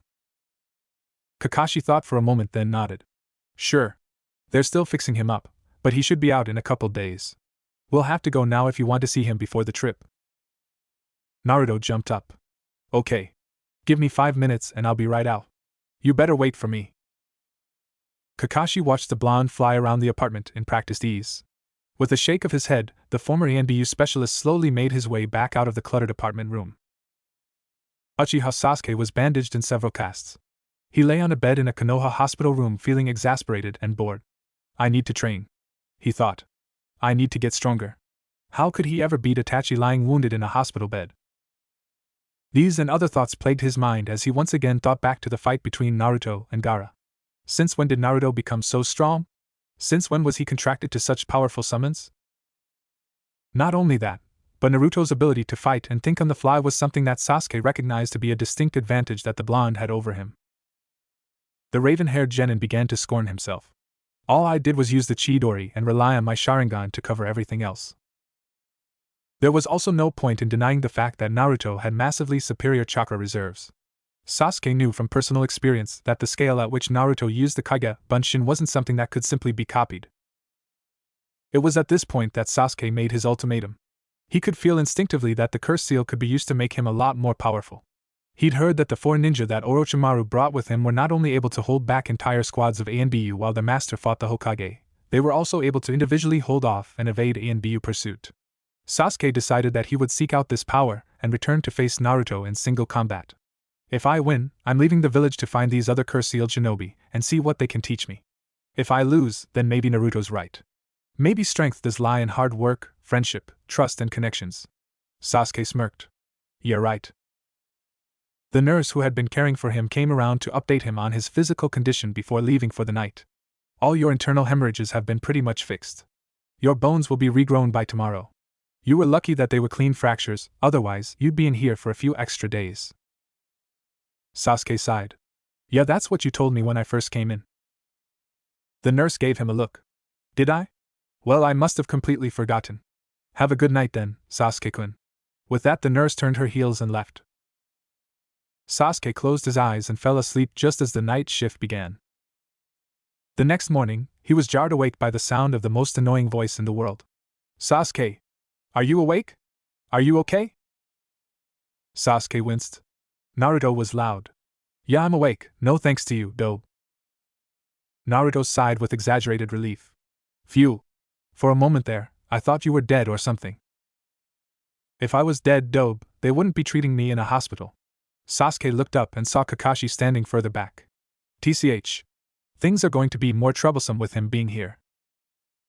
Naruto laughed and rubbed the back of his head. Well, I'm just glad you're alright. We've been worried about you. Sakura would be here if she weren't also being treated. Sasuke's eyes widened. Sakura's here? Naruto nodded. Yes, she's on the floor below this one in room 3A. She's still asleep, so we didn't bother her. Sasuke gave his teammate a deadpan glare. Yeah, well, I was asleep, and you just came barging right in. Naruto shook his head in apology. Sorry about that. It's just that. I'm going on a training trip and I heard I'd have to leave before you're being let out, so I asked Kakashi to bring me here to see you before I go. Sasuke shifted his glare to Kakashi, who was staring down into that orange book he always had with him. Naruto took a breath. Maybe I should go wake up Sakura too, but Sakura's a girl, and well, Naruto paused for a lack of words. You know. Sasuke looked horrified. Naruto's shy? Haven't you asked her out like 100 times? Is the world ending or something? Waking her up is different. There's something called chivalry when you treat a girl you know. Sasuke huffed, amused. And since when did Uzumaki Naruto know anything about chivalry? Naruto pouted. Hey, team. I'll make you eat those words. I know lots about chivalry. For example, I don't just go and wake up girls from their sleep. Sasuke's lips twitched as he fought the smile that was threatening to escape. You're an idiot. In the background, Kakashi felt more than a little relieved as his two students bantered comfortably with each other. That Naruto, I can't even hold a candle to him. Naruto's visit with Sasuke lasted a mere 20 minutes. He had to pack and get rid of the perishables in his fridge for the trip. Before he left the hospital, however, he went down to room 3A to visit Sakura by the prompting of his raven-haired Uchiha rival. Luckily, Sakura was already awake and was reading through a medical textbook that Kakashi had brought her from the shinobi archives. As he approached his crush, Sakura put her book down, giving him a small wave and a cheery greeting. It was nice to have visitors. Hey Naruto. Naruto grinned from ear to ear. Sakura-chan. I'm so glad you're awake. That Sasuke was going to make me wake you up. That's so stupid, right? He so doesn't know anything about chivalry. What? Sakura smiled and nodded to mask her confusion. Right. Glad that Sakura was being more receptive than usual, Naruto plowed into his next line of thought. So listen, Sakura-chan. I'll be going on a really long trip and won't be back anytime soon, so this might be the last time I see you in a long time. Naruto looked expectantly at the pinkette. This is where she tells me that she'll miss me and how much she actually loves me and how she doesn't want me to go. What's the trip for? She asked. Naruto withered a little but regained his composure quickly. I'm going on a training trip with Jiraiya of the Sannin, he said proudly. Oh. When will you be back? Naruto shrugged. I don't know. It could be a few weeks. It could be 2 years. Naruto gently took hold of Sakura's hand. I'll miss you, Sakura-chan. Sakura resisted the urge to whack the boy in the back of the head and nodded amiably. Me too. Naruto beamed. When I get back, I'll be so much stronger, you won't even recognize me, Databeo. Sakura shook her head with a small smile. Sure, Naruto. I'll be looking forward to it. Maybe then you'll stop being such an idiot. Sakura-chan. That's so mean. Naruto smiled wryly. I'll stop calling you an idiot when you stop being one. Naruto nodded before changing his tone drastically. Sakura-chan. Take care of Sasuke, team. I heard he's been kind of out of it since the Chunin exams. I know you care more about him than any other person. Don't let him get too gloomy and depressed with his revenge stuff, alright? Sakura tried to give her worried teammate a reassuring smile. Don't worry about that, Naruto. Sasuke's in good hands. Naruto tightened his grip on Sakura's hand. Will you miss me so much that you'd be willing to dump that Sasuke and go out with me when I get back? Sakura rolled her eyes. Not a chance. Now if you don't let go of my hand, it's going to be flying in your face, and trust me, it's going to hurt. Naruto dropped her hand. It was worth a shot. I'll see you when I get back then. As he began walking out of the room, Sakura called out to him. Naruto. Yeah? Take care of yourself. Of course. Who do you think I am? Naruto turned back around and struck a wide stance. I'm the great, future Hokage, Uzumaki Naruto. Yeah, whatever. Get out of here. Later then. Sakura-chan. Naruto called before racing out of her room. The pinkette picked up her book. Baka. Later. Sakura heaved a small sigh. She wasn't sure how she felt about Naruto's leaving since he hadn't been absent for that long yet, but the class clown had become a comforting presence to her since they'd been placed in the same genin team. Naruto may have been a loudmouthed idiot sometimes, but his cheery nature and strong convictions had grown on her over the 6 months they'd been together. I'll definitely miss him. Starting 7:30 in the morning, the fourth Hokage set out to see how his village had fared since the Ninetales assault. Having had his face carved into the side of the massive mountain cliff hanging over the village, his identity could be easily discerned by any Konoha villager. Thus it was to no surprise that his tour began to cause a ruckus in the village. It began when some of the more inquisitive or bold villagers began walking up to him. The first to approach him was a friendly-looking couple. The male spoke first. The fourth Hokage, Namikaze Minato. Is that you? That's me, and who might you be? He asked with a smile. My name's Hirono Kizashi and this is my wife, Mabuki.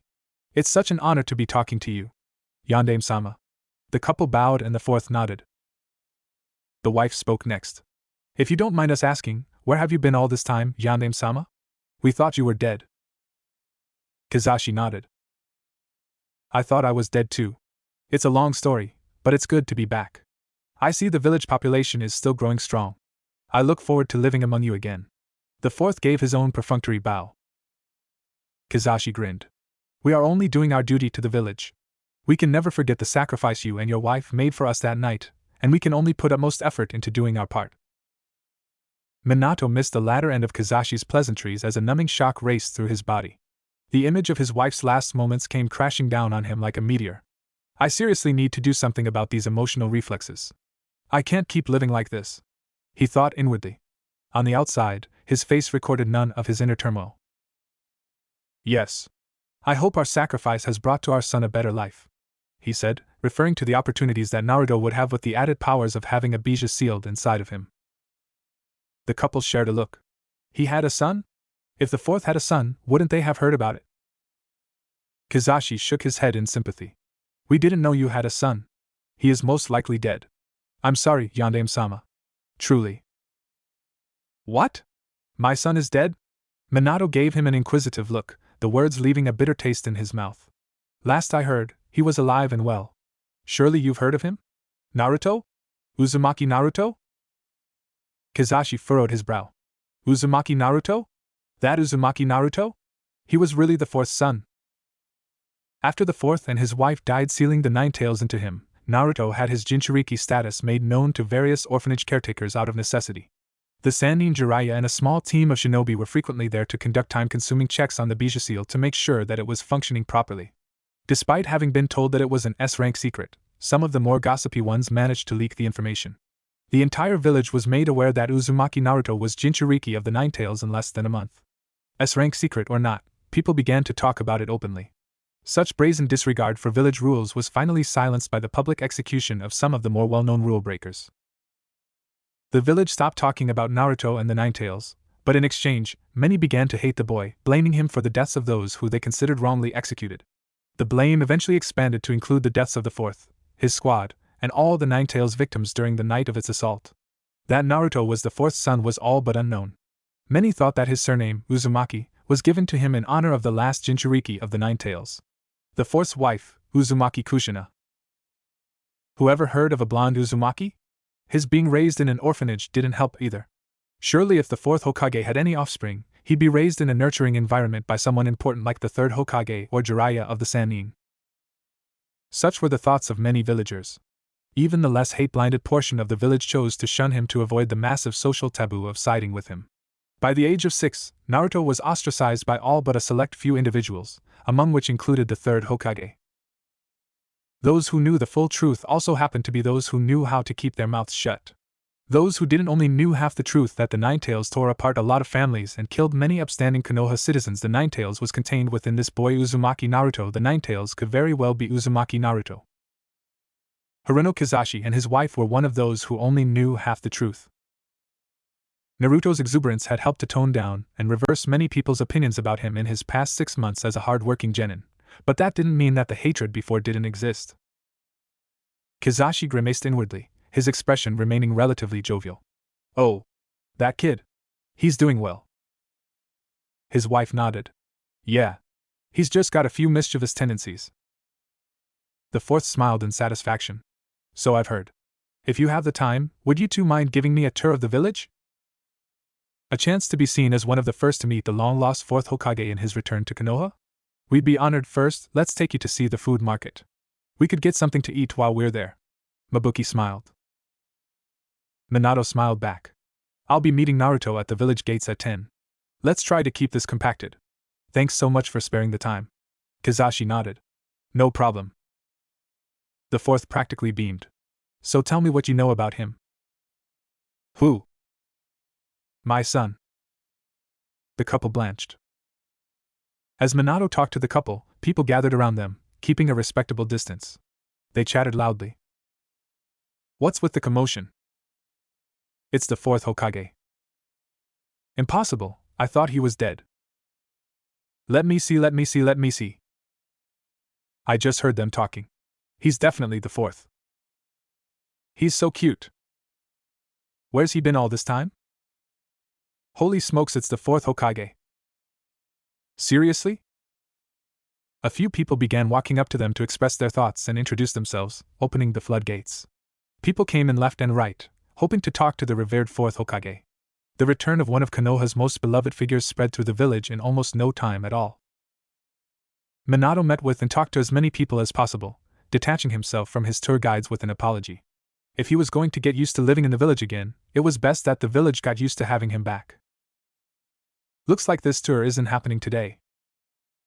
Naruto finished packing the few things that he need for the trip: a canister for water, a couple changes of clothes, some eating/cooking utensils, toothbrush, kunai, and a few snack rations. He took a longing look at the things he couldn't pack. "Man, I gotta learn how to make those storage scrolls so that I can take more things," he thought sadly. As he made his way to the village gates, he noticed a large, dispersing bundle of people. Curious, he slipped into the crowd and walked up to a random nearby person. "Hey, what's going on here?" The woman was about 40 years old and had a kind, maternal look. She turned to Naruto and sneered. "Scram." Naruto did just that. He turned to a nearby couple. The couple put on huge smiles as they saw him approaching them. "Naruto! It's so great to see you!" Naruto scrunched his face. Generally, when he approached someone, they were curt and concise. Other times, they treated him with utter contempt, but the worst was when they ignored him as if he didn't exist. The exceptions were few and far between. Usually, the strangers who treated him kindly had ulterior motives. Thus, the couple's apparent pleasure at seeing him put him on edge. Yeah? I don't know you. I was just wondering what was going on with the big excited crowd and everything." "Oh, it's your father. The villagers are all so very excited by his return." The woman smiled as if that explained everything. Naruto widened his eyes in an exaggerated show of surprise. He sighed inwardly. Lying to him and raising his hopes didn't even make for a good prank. It was just plain petty and mean. I knew they were up to something. The man spoke up in his lover's place. "I've gotta say, Naruto, your father's return to Konoha is nothing short of miraculous. We're so happy for you." Sure, Naruto thought sarcastically as he resisted the urge to roll his eyes. If they thought he'd fall for such an obvious ploy, they were in for a surprise. Naruto gave a friendly nod to the man's platitudes. "Thank you very much. I'll see if I can catch him. Bye." The woman waved with cheer. "My name is Haruno Mabuki and my husband here is Kizashi. Tell your father we said hi." "I will." Naruto nodded again, not really listening to their introduction. He leapt out of sight and made a shadow clone. Having been created with Naruto's thought processes, the clone needed no debriefing as it wordlessly went off to do what it was made to do. I hope they enjoy what I have in stock for them, the original thought with a smile before racing after the crowd. He still had a little bit of time. As the last of the stragglers began detaching themselves from his presence, a few stubborn adherents remained. He had a little under half an hour to get to the rendezvous point with Jiraiya-sensei, and at the pace he was going, he'd never make it. Minato had given the crowd a small speech to that effect, leaving out the details of his meeting to avoid being followed. Privacy is something he rarely had in public since he'd become Hokage, and his 12 years of absence has done nothing to lessen this problem.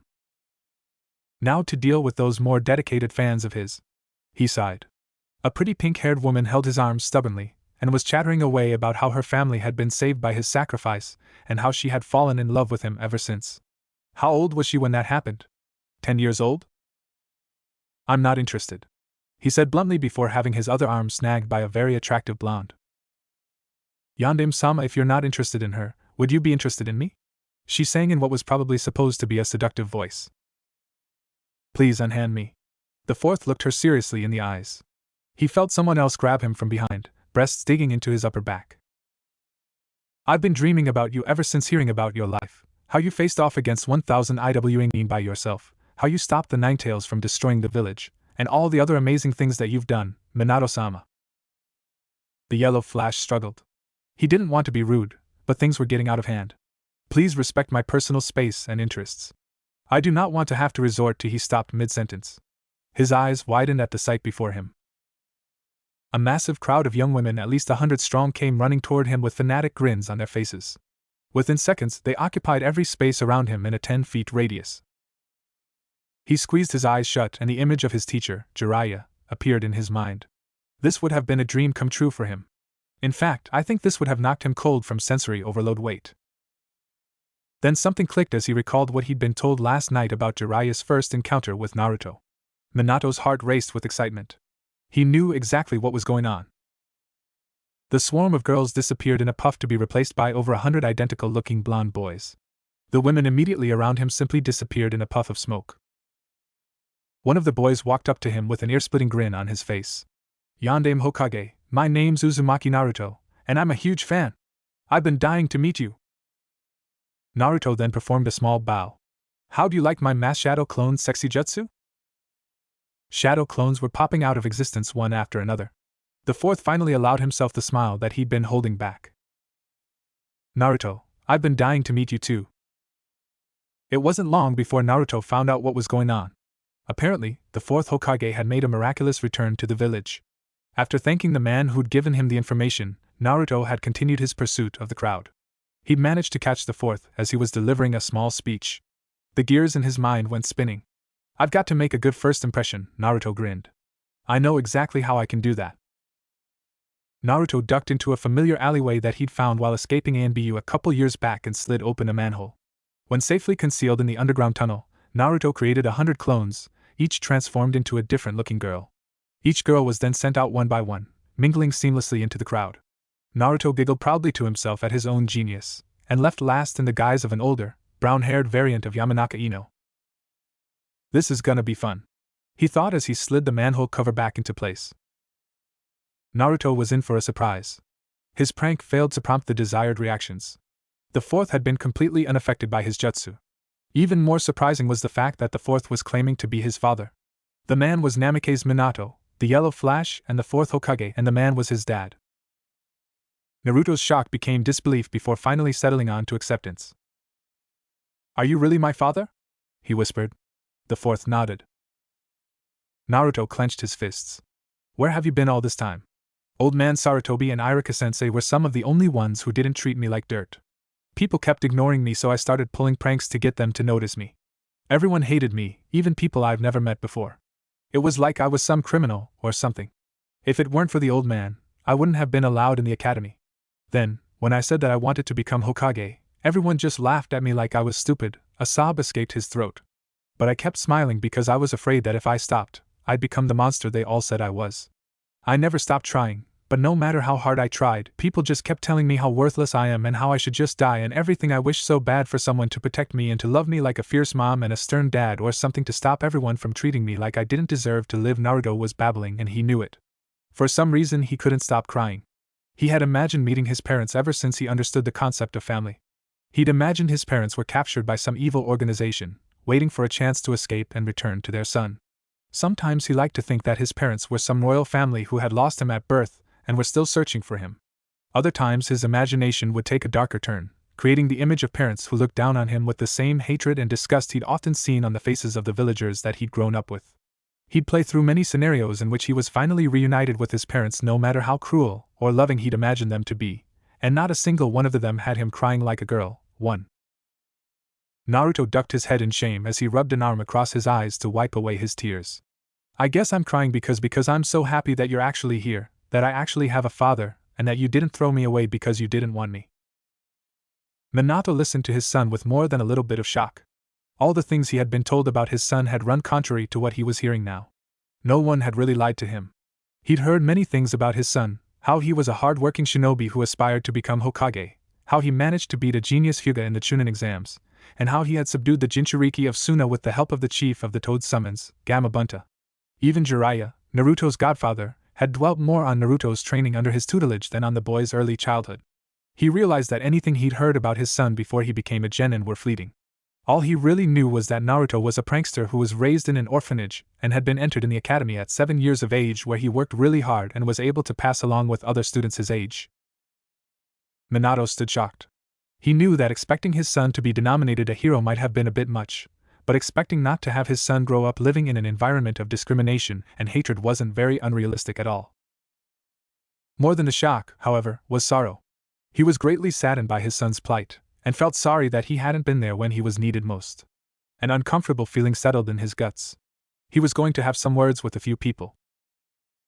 Letting none of these thoughts show on his face, the fourth knelt and pulled his son into a soft embrace. I'm so proud of you, Naruto. Despite all the hardships you've faced, you've managed to become a splendid shinobi and a wonderful person. Don't ever change that. Naruto sniffed loudly. Minato detached from his son with a smile, his hands remaining on the boy's shoulders. It's okay to cry. Naruto shook his head. He was done with crying. Instead, he smiled, giving his dad the same grin that he had on his face earlier when he'd first introduced himself. Kakashi-sensei told me he had a surprise for me waiting at the main gates. You were the surprise, weren't you? I guess I am. That Kakashi, you know, he was my student, right? Naruto's eyes widened. Really?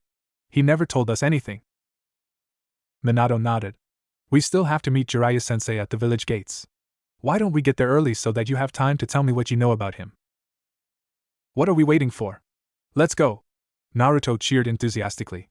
He turned and ran off in the direction of the village gates, forcing his dad to run after him. As he ran, his dad called after him. Naruto! Wait up! The boy smiled as he ran.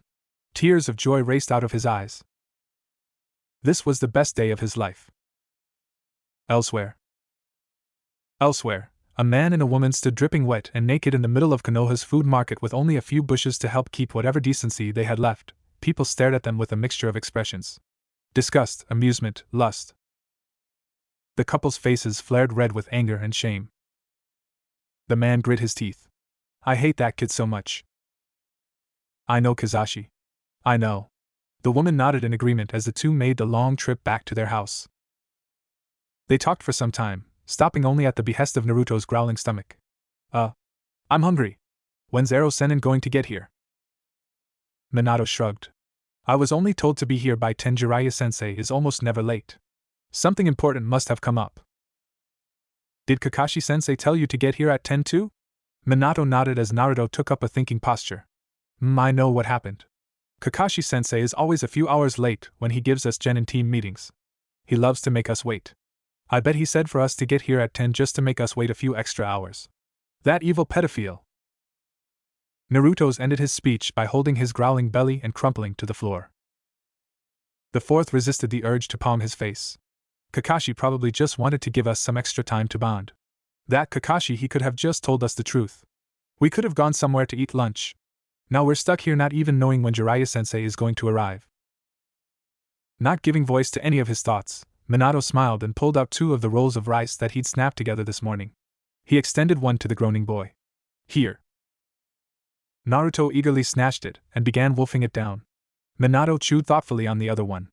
I'm going to have to teach him manners from scratch. And then I heard, yo my cute student. Naruto covered his face with his hands and gave a disturbingly Kakashi-like eye smile. And I was like, what the hell? It's Kakashi-sensei. What the heck was he doing here? And then when I asked him, he was like, the boy once again became the spitting image of his Jounin-sensei. Do I need a reason to visit my cute little student? Naruto shivered. Minato raised an eyebrow. That's exactly what he did to me this morning. Really? Minato nodded. We can't let him get away with this. Of course not. We're going to prank him back to the academy. Naruto yelled. You'll help me, right? Minato smiled. Of course. Judging by where Jiraiya-sensei is planning to take us, we'll have a couple weeks to plan exactly what we're going to do to him. Naruto beamed. So what are you and Ero-sennin going to teach me on this training trip? What are we going to teach you? The fourth tapped his chin thoughtfully. I have something that you could work on, but I don't know if you're ready for it. I'm ready for anything you can throw at me, Naruto exclaimed with a confident smile. We'll see. What made you think this was a training trip anyway? Naruto's face scrunched up in confusion. Kakashi-sensei told me that Ero-sennin was taking me on a training trip. If this isn't a training trip, then what the hell is it? We're setting out to find Jiraiya-sensei's teammate, the Sannin Tsunade, to take up the role of Konoha's 5th Hokage, or Jiraiya is, and we're tagging along to help convince her to do it. Minato smiled. That Kakashi is so going to get it. After devouring the simple lunch of onigiri and eggs that Minato had brought with him, the 2 blonde shinobi began discussing Naruto's jutsu and fighting techniques. At noon, about half an hour after that, Minato began teaching his son the arts of hand-to-hand combat. When Jiraiya arrived at 1 in the afternoon, he found the 2 sparring lightly. Naruto could be heard loudly complaining. Dad, how do you even move so fast? A little chakra and a lot of practice. Minato's reply rang back clearly. Keep trying. The fourth turned to his mentor, his eyes and his voice a lot brighter than they'd been the night before. Jiraiya-sensei. You're here. Taking advantage of the distraction, Naruto charged his father without reservation. This time I've got him. Only to be sent flying by a well-timed sidestep and a heavy forearm to the upper back and shoulder. Minato smiled unfazed. I take it you managed to convince them to take her? Yup. The Toad Sage nodded. He looks a lot better. Ero-sennin. You're late. Naruto leapt off the ground and scathed to stab an accusing finger into the air. No, I'm not. Yes, you are. We've been here since 10. Naruto glared. I never told you to be here at 10. I specifically told Kakashi that I'd be out around noon. If anything, you should have been here at noon the earliest. What? He told you to come at 10? Yeah. He did. Naruto voiced vehemently. Minato put a calming hand on his son's shoulder. We've got 2 weeks. Naruto nodded. The fourth then turned to his mentor. Shall we head off then, Jiraiya-sensei? The Toad Sage grinned. Those 2 are getting along quite well. Wonder what they're up to. Yeah, let's go. 200 feet from Konoha's main entrance, a crow sat pecking away on the steel sheets of one of the apartment's rooftop. It had been there since early morning, pecking away at garbage and shiny items. Its beady eyes watched as the distant image of the Sannin Jiraiya and the Jinchuriki, Uzumaki Naruto, strolled out of Konoha with the newly returned 4th Hokage, Namikaze Minato. The crow cawed loudly and flew into a concealed alleyway, disappearing in a flurry of feathers. A mile out from the village, the crow reappeared and leapt lightly onto the hand of Uchiha Itachi. The Sharingan user closed his eyes as the crow communicated what it had seen to him before disappearing back to wherever it had been summoned from. Kisame picked his ears. So can we go yet? Not yet, Itachi replied. He's left the village, but we should give him a few days to get further from the village before we go in. Fuck, I'm bored. The Mist Swordsman groaned. And Samahata's hungry, he added as an afterthought. Itachi remained silent, encouraging his blue-skinned partner to carry on. I don't see why we have to avoid him like this. I bet we could fight him. We're both S-rank nin for crying out loud. Kisame turned to his partner, waiting for a response. Itachi decided to indulge him. That man is 50 years old. No ninja fights through and survives 2 wars and lives to that age without having been incredibly powerful. You seem to forget that he's also one of the Sannin. You've seen Orochimaru. Even I couldn't subdue him after his attempt to capture me. Our objective is to capture the Ninetales, not fight Konoha's strongest shinobi. Kisame tilted his head to the sky in frustration. I know, but a fuck. A few days? Really? How about we compromise? 1 day at most. 2. No. Itachi turned his Sharingan eyes to his partner's black ones. The fourth Hokage has recently returned to Konoha and is leaving with him. Kisame's eyes widened. Itachi continued without pause. If both the legendary Sannin and the Yellow Flash were to arrive, we'd be severely outmatched. 2 days is already pushing our luck. Even with your overpowered Sharingan? Itachi was silent as a rock. TCH. Fine. Kisame conceded grudgingly, and the two were quiet for several minutes. Itachi meditated while his partner paced the forest floor, occasionally taking a few practice swings with his massive sword. Suddenly, the Mist Nin had a revelation. You better not have been using those Sharingan of yours for that argument. That's just cheating. The Uchiha smirked. You're the one who met my eyes. Kisame twitched. You petty bastard. Yuhi Kurenai balanced herself on the ledge of a bridge arching over the creek which ran along the edge of Konoha's more remote areas. To her side, walking on the bridge's mainframe, was the tall, black-haired son of the third Hokage. We should get married. Kurenai leapt off the ledge, landing lightly on her feet. What brought this on? Asuma chewed on his unlit cigarette as he carefully weighed his response. One of these days you're going to get pregnant. The Genjutsu mistress scoffed. We haven't been that careless. It could happen. Asuma shrugged. Regardless, wouldn't it be nice if we could settle down, start a family together? They walked quietly for a few moments. Kurenai frowned. I don't know. What are you worried about? Let's say we do settle down and start a family. It's goodbye to my shinobi career until all our kids are old enough to take care of themselves. Then I might be too old or inexperienced to get back into the loop. The woman bit her lips. I'm just not sure I'm ready to commit to such a sacrifice. Asuma sighed. That's such an old-fashioned law. I don't see why we can't have other people watch our kids while we're out in the field doing work. What, and have a bunch of kids just to have someone else raise them? Asuma, what kind of family would that be? Shinobi work is dangerous. What if we died? Our children would be orphans. The fourth did it. Asuma chewed his cigarette gruffly. God, he wanted to smoke it so badly right now. He'd forgotten his lighter and neither had the correct elemental control to just light the thing with a fire jutsu without causing excessive damage to their surroundings. He was Hokage. Kurenai kicked a pebble into the water. You're not. The two walked together in amiable silence. They broached the subject many times before, but they just couldn't seem to come to a satisfactory solution. Both wanted to settle down, but neither were ready to throw away their shinobi careers. As the two walked, they saw another pair of people approaching them casually. Both wore matching cloaks specked with red clouds along with dark cloths shrouding their faces and identical straw hats. The shorter of the two tipped his hat in greeting. Excuse me? You wouldn't happen to know where we can find an Uzumaki Naruto, would you?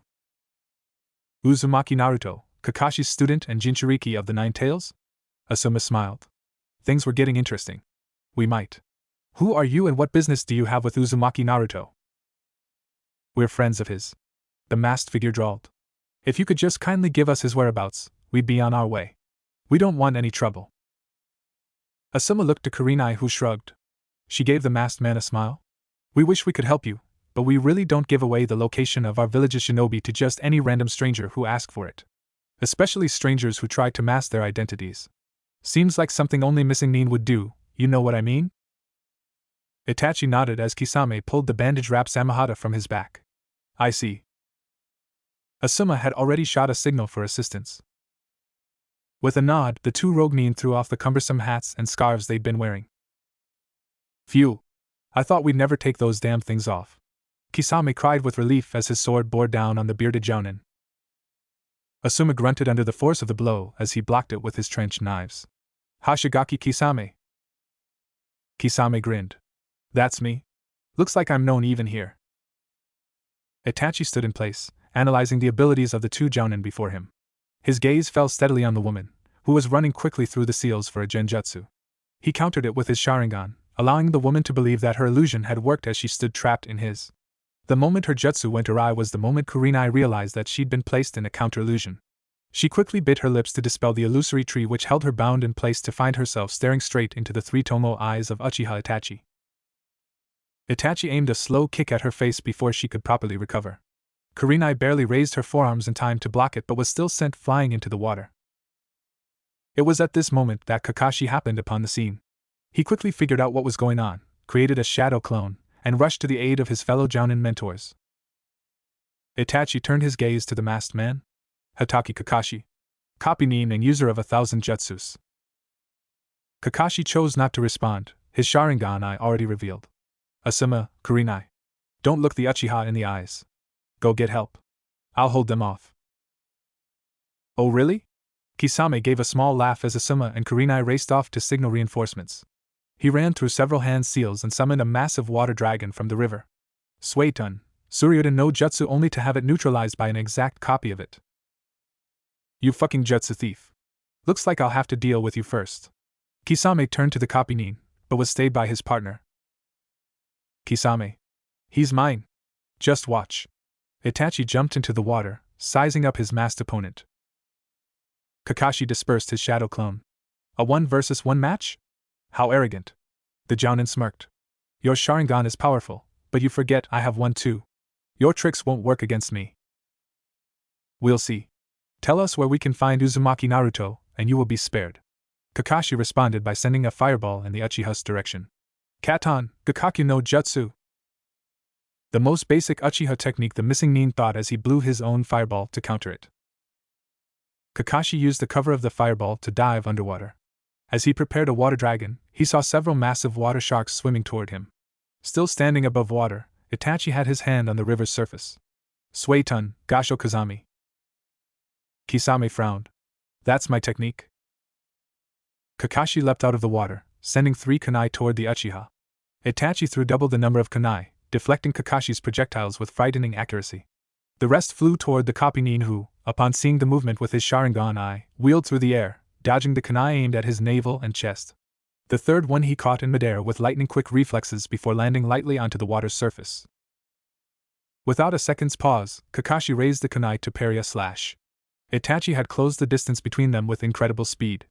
With the help of various chakra-induced propulsions, Itachi spontaneously sent his other hand rocketing into Kakashi's kunai arm. Unfazed by the loss of his weapon, Kakashi quickly twisted back, delivering 2 consecutive kicks toward Itachi's side. Itachi leapt up, dodging the kicks and sent identical kicks toward Kakashi's face just as the Jounin was straightening from his previous maneuver. Kakashi ducked forward. As predicted, Itachi's right leg swung over Kakashi's head, but he changed the trajectory of his second kick, angling his left leg downward and landing it cleanly on the back corner of Kakashi's head. The blows sent the copy Nin tumbling through the water. Even though his Sharingan had given him the foresight to mitigate the otherwise fatal blow with a small layer of chakra, he still suffered a dizzying pain as he began feeling the symptoms of head trauma creeping in. Kakashi grit his teeth behind his mask. Damn. He cracked my skull. He raised his eye to meet the maddeningly expressionless face of Uchiha Itachi. Itachi's eyes bore into his. Only an amateur. Your Sharingan will always be just a mere imitation of the real thing. Kakashi furrowed his eye, unable to look away from the Uchiha's mesmerizing gaze. What is he talking about? Itachi's eyes swirled. Tsukuyumi Kakashi's world fell to pieces as Konoha took on dark, inverted shadings. Itachi's voice rang all around him. Allow me to show you the true power of the Sharingan. Suddenly, he felt something sharp plunge into his flesh. He winced in pain. This is only an illusion. Kakashi flared his chakra. Nothing happened. Another kunai sunk into his left leg. Kakashi fell to the floor in agony. His senses became unnaturally sharpened as a flurry of other kunai pierced his body. At the apex of his agony, the pain disappeared and the kunai were gone. Itachi's voice rang all around him. Allow me to show you the true power of the Sharingan. A kunai sank into his body. Kakashi ran as fast as he could. More kunai stabbed into his lungs, his stomach, his back, his arms, his legs, his feet, and his hands, pinning him into the ground before vanishing into the air. Allow me to show you the true power of the Sharingan. A creeping panic crawled over him as the horrifying scene repeated itself again.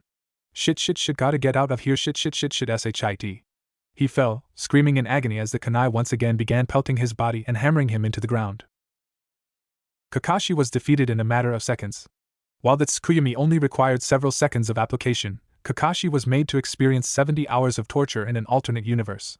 The Jounin collapsed, unconscious from severe mental trauma. Asuma and Kurenai arrived with Madogai in tow just as Kakashi fell face first into the water. Kurenai's eyes widened in shock at finding the immaculate Uchiha standing over Konoha's renowned Kopinin. Hashigate Kisame was standing where they left him. That Itachi managed to beat Kakashi without receiving a single scratch? That's insane.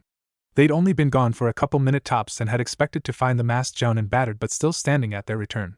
Even with Guy here to join the fight, it was entirely possible that they'd still be defeated. She began to feel a crippling sense of fear. Never in her life had she felt so incredibly outmatched. How can they be so strong? Reinforcements. Itachi looked them over impassively. And likely more to come. We're not here to fight a two-man war against Konoha. Let's retreat. Kisame sighed and the two leapt off, racing back down the path they'd came from. After an hour of running, the two Akatsuki members finally stopped, their position relatively secure. A crow appeared and landed on Itachi's hand before disappearing in a burst of black feathers. My crow that had been following the Sannin tells me that Uzumaki Naruto apparently left with him on the trip. Kisame swore. Why the hell didn't it come back sooner? Its orders were to tail the sage, not to look for the Jinchuriki, Uzumaki Naruto. It only came back because it was nearly killed after the yellow flash caught it spying on them in the town of Inazaku. Itachi replied in monotone. So we're heading to Inazaku next? Yes. Damn, we shouldn't have asked them for their Jinchuriki like that. Now they know what we're after. The leader's not going to be pleased if he hears about this. The Mist Nin scowled. If we fail to take the boy from both Jiraiya and the Yellow Flash, next time's going to be a huge pain in the ass. Itachi withheld a smile. I know.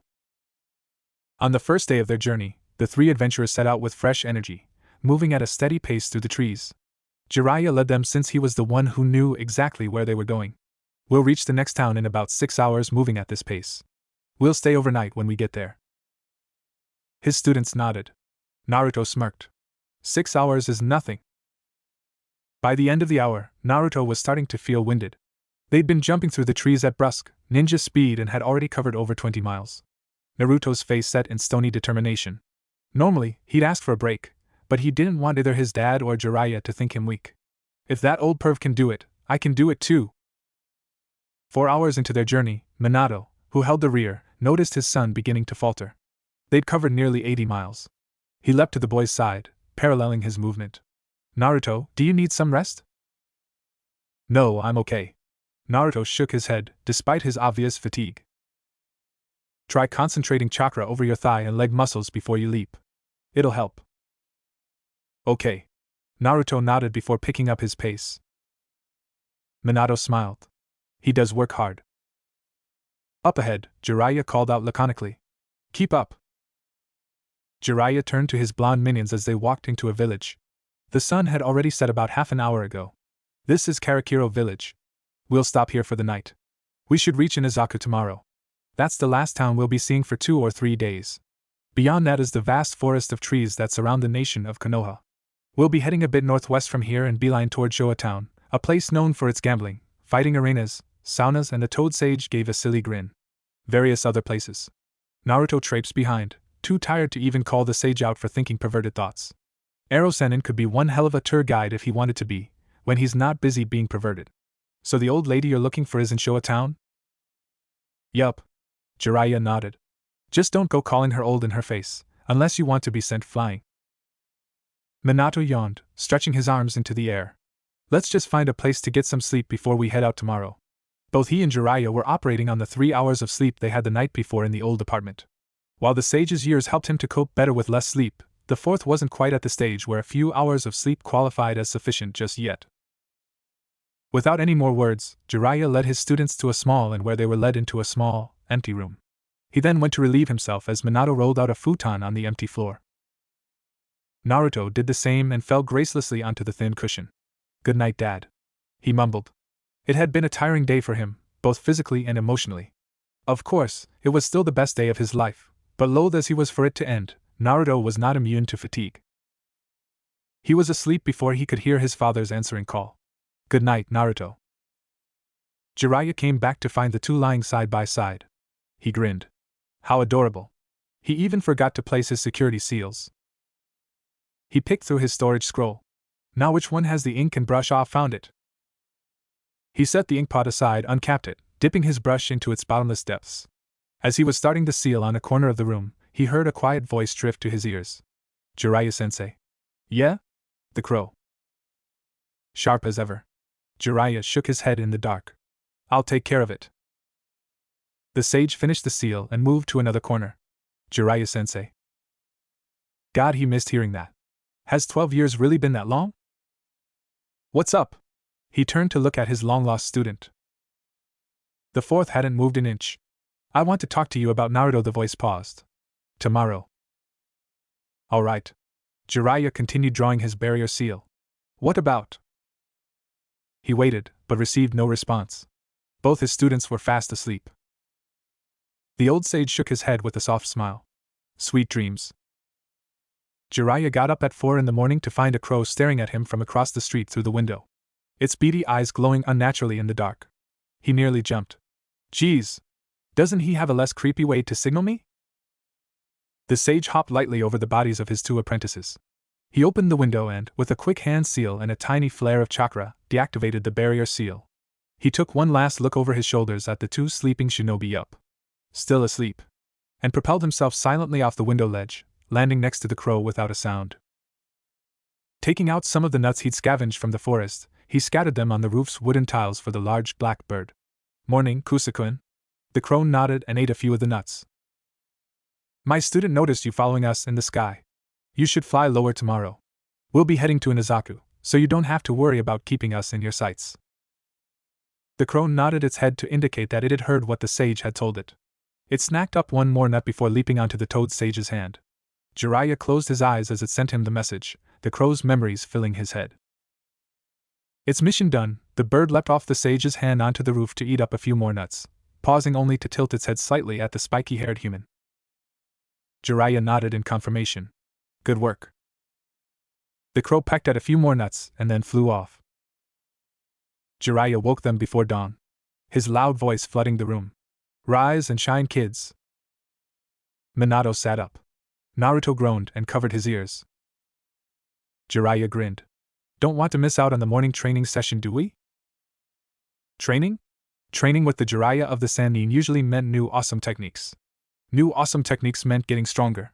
Getting stronger meant becoming more badass and getting acknowledged. Naruto sat up immediately. Yes. Training. Minato smiled down at him as he rubbed the sleep out of his eyes. Morning, Naruto.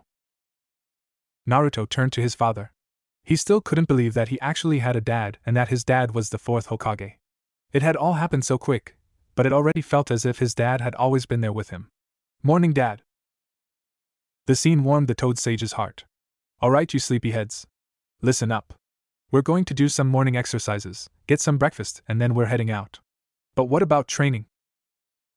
Exercise is part of training. Naruto pouted and muttered under his breath. You big, perverted liar. Jiraiya's grin widened. We'll be starting near the local hot spring. I heard the ladies like guys who work out. Naruto's voice became loud and accusing. You big, nasty, disgusting pervert. The 4th palmed his face. Don't encourage him. It turned out that in this village, the only people who went to the hot springs at 5 in the morning were really, really old people. Jiraiya hid behind a rock and scanned the spring below for any signs of smooth, supple skin. He frowned. Just my luck. Behind him, his students were going through some stretches. Naruto was ready to explode. He didn't care what his dad said about encouraging the man. This was wrong. Ero-sennin. Jiraiya turned and tried to signal the blonde to quiet down. You are disgusting and gross and invade people's privacy, and you shouldn't be peeking like that. It's wrong and… The boy's tirade was interrupted by another voice. Oh, Jiraiya the Sannin. What a pleasure. We wouldn't mind if you joined us, would we, ladies? A number of voices croaked negatively. The sound of rippling water carried loudly as the women left the water. They could be heard approaching the rock behind which the sage was hidden, and a few probably former shinobi had already made it up to the outcrop. Naruto took one look and gagged. Minato stifled a giggle. The women pressed on. You were quite cute back in the day. I remember you had dashing hair and a nicely angled face. You wouldn't happen to still have that wart on your nose, would you? The sages laughed nervously as he started to panic. That's okay. I have some errands to attend to. Maybe next time. Oh, he's shy. How cute. Come here. The first of the women rounded the rock and gave the sage a lecherous grin. Oh my, you're still kind of cute. With a yelp, the toad sage ran like his life depended on it. He flew past his students, a flurry of words trailing behind him. I'll see you guys later at the other side of the village. Don't be late. By this time, most of the women had managed to climb the rocky outcrop. That ought to teach him a lesson. The lead woman smirked and turned to a speechless Minato. Oh hey, you're really cute. Voices began chiming in. He looks just like the fourth Hokage. Oh. He does. He even has the haircut. Well, the fourth was quite a fashion icon back in the day. A number of heads nodded in agreement. Minato backed away apologetically. I'm sorry to have disturbed you. I think it's time for us to go. Jiraiya-sensei will be waiting for us at the village's west entrance. I apologize for his behavior. He bowed before turning to Naruto, who was writhing on the ground, holding his stomach. Tears were falling from his eyes as he shook in involuntary spasms. Naruto. Let's go. Okay, hold on. Naruto choked. Minato waited patiently as his son gagged. His lips began to twitch. Whatever was happening to his son, it was dangerously contagious. They made good headway the second day of their daring, reaching Inazaku by early afternoon with only a quick stop for lunch before that. With the tip about chakra concentration he received the day before, Naruto was able to increase both his speed and endurance manifold. Who knew a little application of chakra to the limbs made so much difference? Naruto thought with confusion. Why didn't Kakashi-sensei tell us about this? Actually, looking back to the Chunin exam matchup between Sasuke and Gaara, he was sure that the masked Cyclops did tell them about it, or at least he did to Sasuke. There was no way Sasuke could move as fast as Rock Lee with just 1 month of training. 10 meters behind him, his father was having similar thoughts. What the hell, Kakashi? You couldn't teach my son something as simple as chakra sprinting? Sure, it was a waste of chakra without perfect or near-perfect control, but his son was an Uzumaki. Naruto was practically made of chakra, and that wasn't even taking into account the 9 tails that resided inside him. Kakashi was one of the most perceptive human beings alive. There was simply no way that he could have missed the fact that Naruto had more chakra than nearly all of Konoha's genin put together. What if not knowing how to chakra sprint had gotten him killed? Minato frowned and mentally added this to the list of things Kakashi is going to hear about later. The trees whizzed past them in blur. Jiraiya grinned.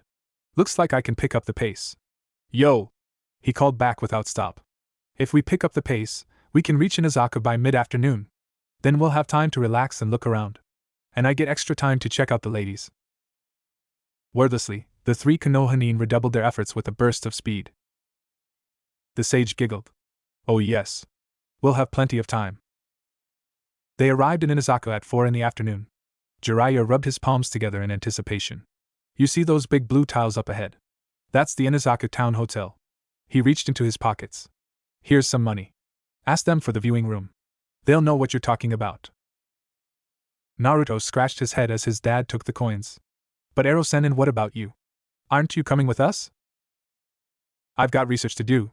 Jiraiya frowned. And stop calling me that. I still haven't forgiven you for what you did to me back in Karakiro. I'll be back in time for dinner. Without further ado, the sage disappeared with a shunshin. If he had stayed any longer, he would have heard Naruto's indignant reply. What? Forgiven me? I haven't forgiven you for leaving us there. You're the one who was peeping. Ero-sen. Erajiji. Naruto stamped his feet and glared at the spot where the toad sage was standing seconds ago. Many passers-by stopped to stare at the spectacle. Some saw the fourth and began to whisper. Hey, that looks like the fourth Hokage. Hey, it does. Minato palmed his face, gazing up in exasperation. As his eyes glazed over the clouds, he noticed a black speck circling loftily in the sky. The fourth frowned. The toad contract doesn't allow for any other summon, so I know that crow doesn't belong to us. Either Jiraiya-sensei failed to take care of it, or it's an ally. I'm going to find out which. Minato reached into his pouch. Naruto. Naruto turned to his father, his anger abated. Huh. Take these. Minato pressed a 3-pronged kunai and the money he'd gotten from Jiraiya into his son's hands. You'll have to register at the hotel for us. I'll be right back. There's something I need to take care of. Why? Naruto took the money and the kunai. Where are you going? The fourth paused for a brief second before deciding that there was no point keeping his son in the dark. Someone's been spying on us. I'm going to try to find out who and why. Naruto nodded gravely. Okay. He pocketed the money and stared inquisitively at the kunai. How does this thing work? Minato took out a matching copy of the weapon that Naruto held in his hand and pointed at the tag wrapped around the handle. See this tag? Naruto nodded. It's a sensor seal with a 3-meter radius. I can sense everything within the seal's spatial parameters and position myself anywhere in that space at will. Naruto scratched his head. I don't get it. Basically, I can teleport to that kunai from anywhere at any time, Minato explained. Naruto's eyes lit up. Ooh. Okay. Got it. Why is it shaped like this? So that other people can tell it apart from normal kunai, Minato replied. Naruto examined the prongs. Why? The fourth licked his lips. It's a long story. I'll tell you when I get back, alright? Okay. Naruto nodded. Without another word, the former Kage sent his kunai flying up into the air. He disappeared instantly, leaving Naruto standing alone at the entrance of Inazuka's bustling main street. A few people chose this time to walk up to him. Hey boy. Was that man you were just talking to the fourth Hokage? I have something I need to do. Sorry. Naruto backed away apologetically before disappearing into the crowd. Hey. Wait. Ajino Chihiro yawned. She'd been working at her family's establishment ever since she was a little girl. The place was once a bathhouse, but about a year back, they'd started to receive various complaints from the customers about seeing a large, white-haired monster roaming the bathhouse ceilings and walls. The monster was most frequently seen around the bathhouse springs where people bathed. The staff never caught hide nor tail of this monster, and in spite of the management's attempts at catching it, the thing had never been apprehended. Even Chihiro's trap, consisting of several trigger nets, and one of the magazines she'd found in her father's desk, had failed to do the job. The ropes had been triggered and the magazine had been taken, but no monster was found among the nets. It was at this point that Chihiro's mother had decided that enough was enough. The Ajino family establishment wasn't going to harbor some peeping bathhouse monster. No way. No how. Soon after, Ajino Bathhouse became a hotel, and Chihiro its accountant, inventory manager, and front desk clerk during the afternoons. The renovation wrought many changes. They lost a lot of former bathhouse customers and the once booming establishment was forced to operate on a loss for a while. They were forced to change the interior design of the complex, adding walls and roofs, knocking down former bathhouse structures to make way for living accommodations, etc. After weeks of construction, they'd finally gotten the place into better shape. The Ajino establishment was back in business as Inazuka's official town hotel. Funnily enough, the change in business models was the reason that they were finally able to catch the bathhouse monster. On the second day of the hotel's official opening, a tall, white-haired man walked right through the front door with a look of horror on his face. Chihiro, who had been working the desk at the time, had given him a customary greeting. Hi. Welcome to the Inazuka Hotel. Can I help you check out a room?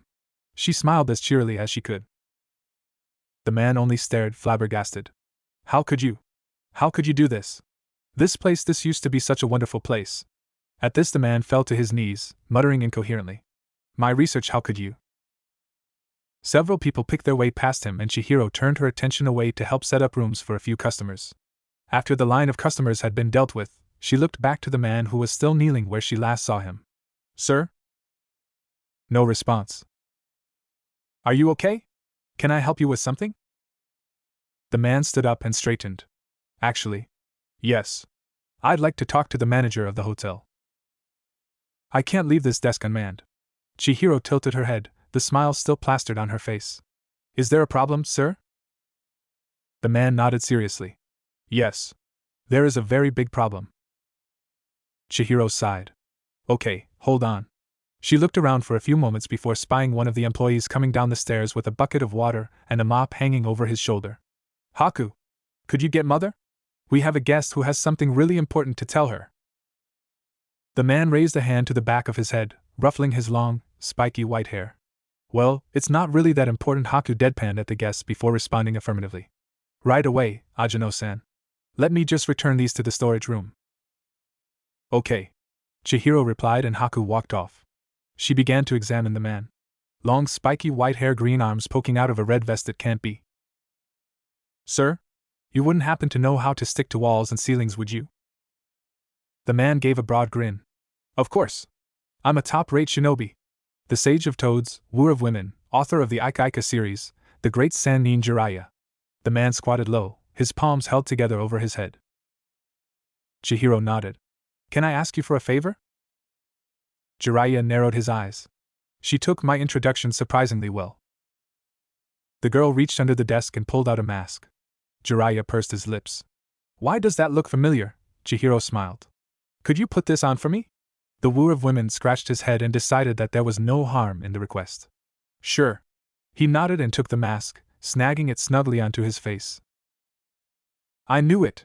Chihiro's smile widened as her mother came strolling in through a side door. Chihiro, who's the guest that's having issues with our services? Her mother took one look at the masked Sannin standing in the middle of the lobby and stopped. That's him.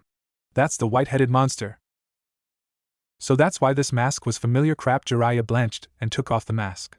The woman marched toward him with a look of determination on her face. The Toad Sage stood dumbly as she took firm hold of his arm and pulled him toward the back. Come with me.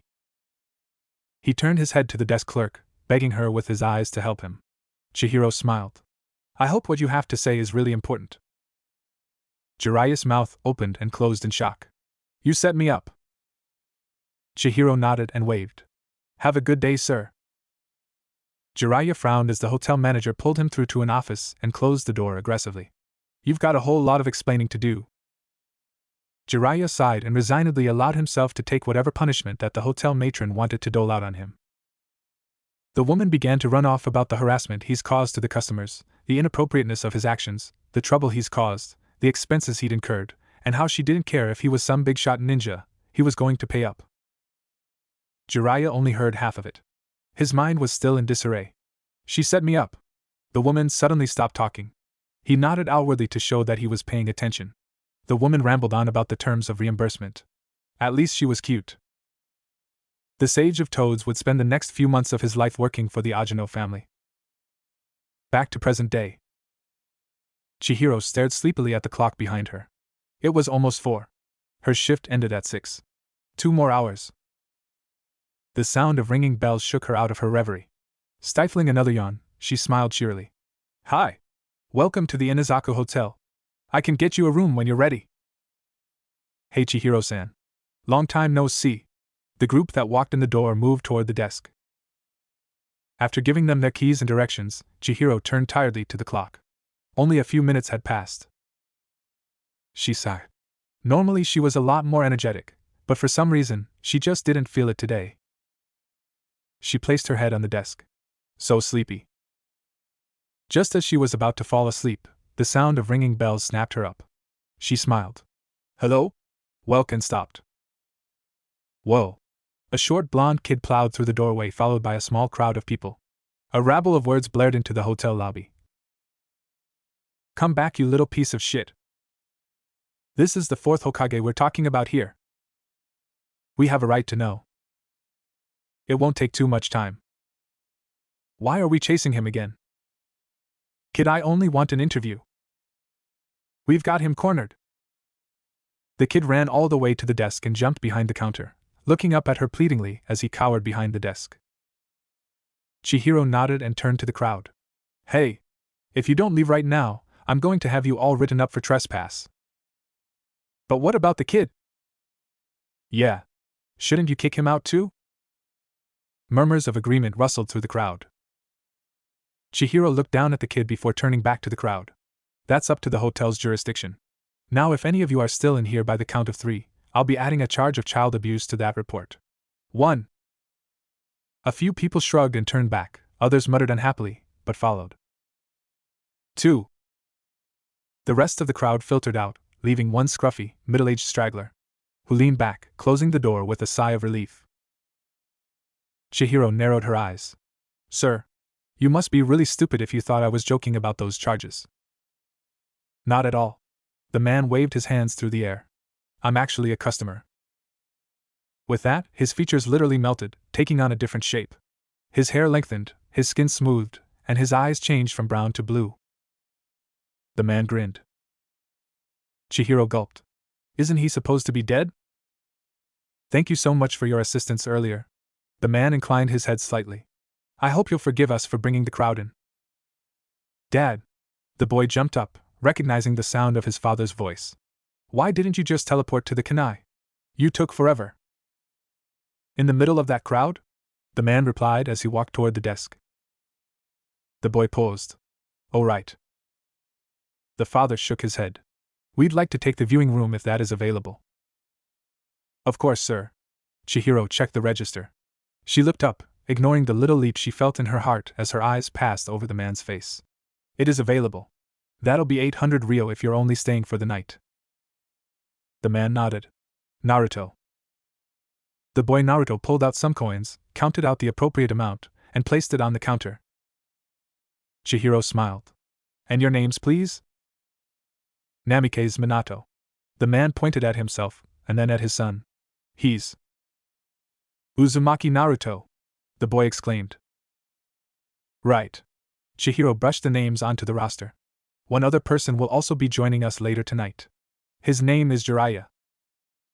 Jiraiya. Got it. Chihiro's eyes widened. Wait, that Jiraiya? Depends on what you mean by that, Naruto chimed in. Do you mean it as in that pervert Jiraiya, or do you mean that as in that Sannin Jiraiya? Chihiro's brow furrowed in concentration. Both. Naruto grinned. Then yes. He's that Jiraiya.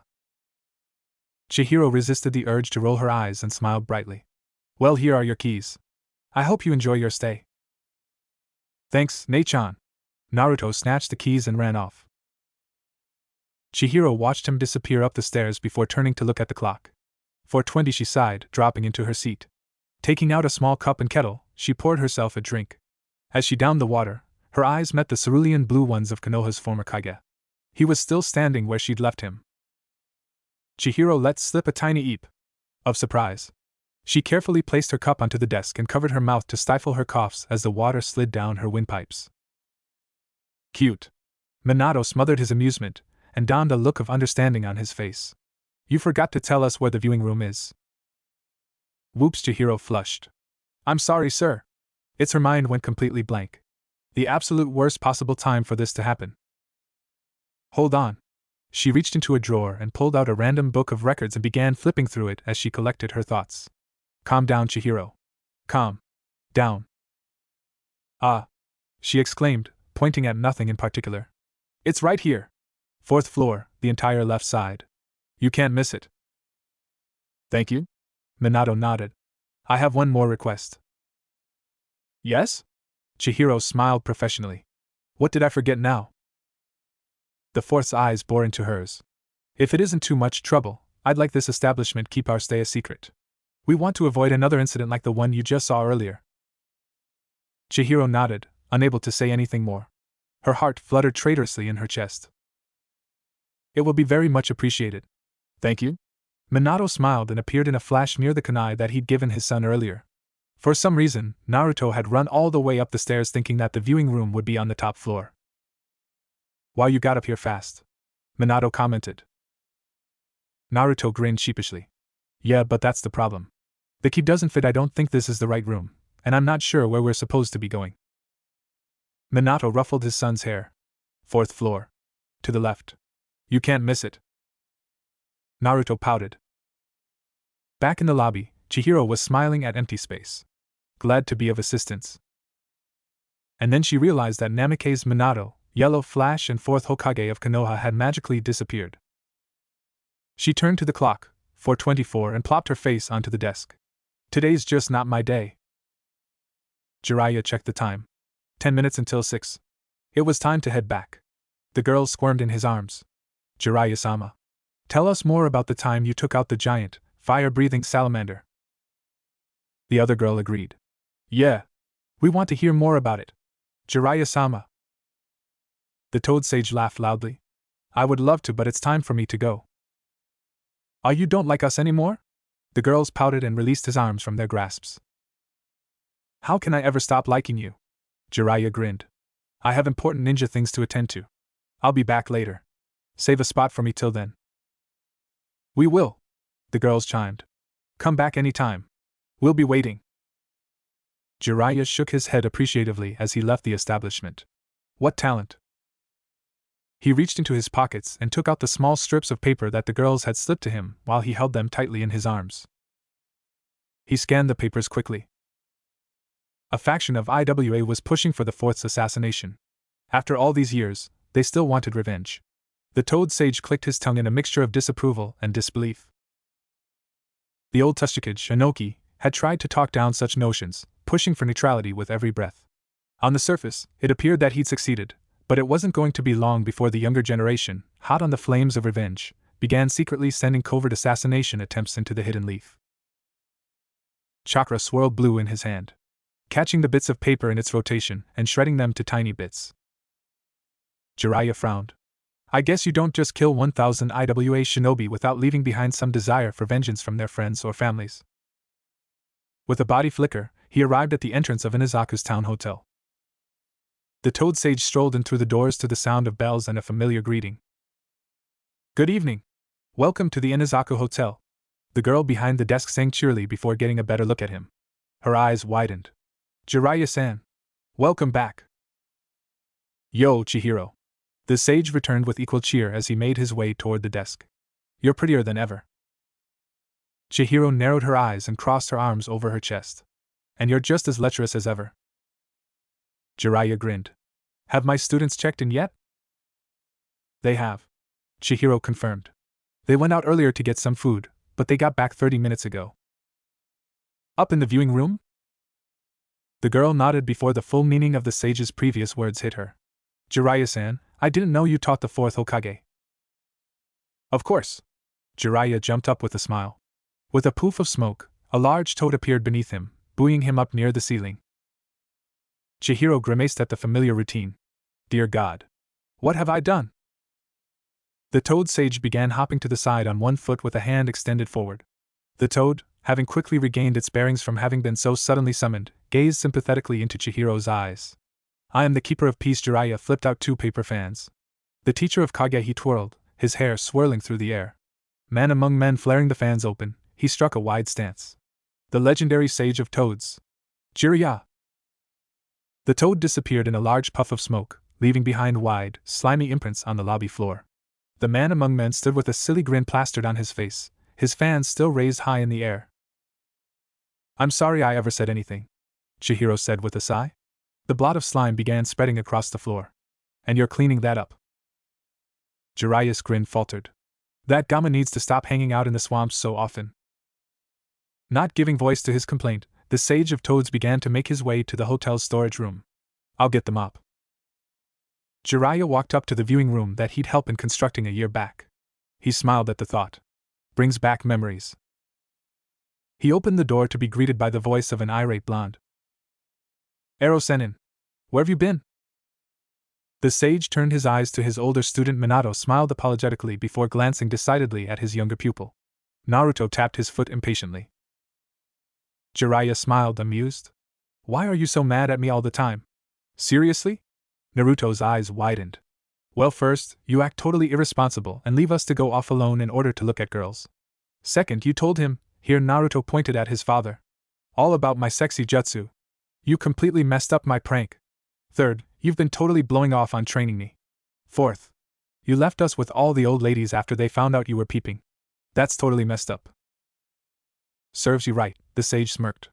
You're the one who got their attention. Fifth. The boy paused. Fifth, well, you do a ton of nasty things and you deserve to have people be mad at you. Naruto crossed his arms. Well, I have important things to do every once in a while. Can't blame me for that, right? Jiraiya laughed, gazing pointedly at Naruto's father.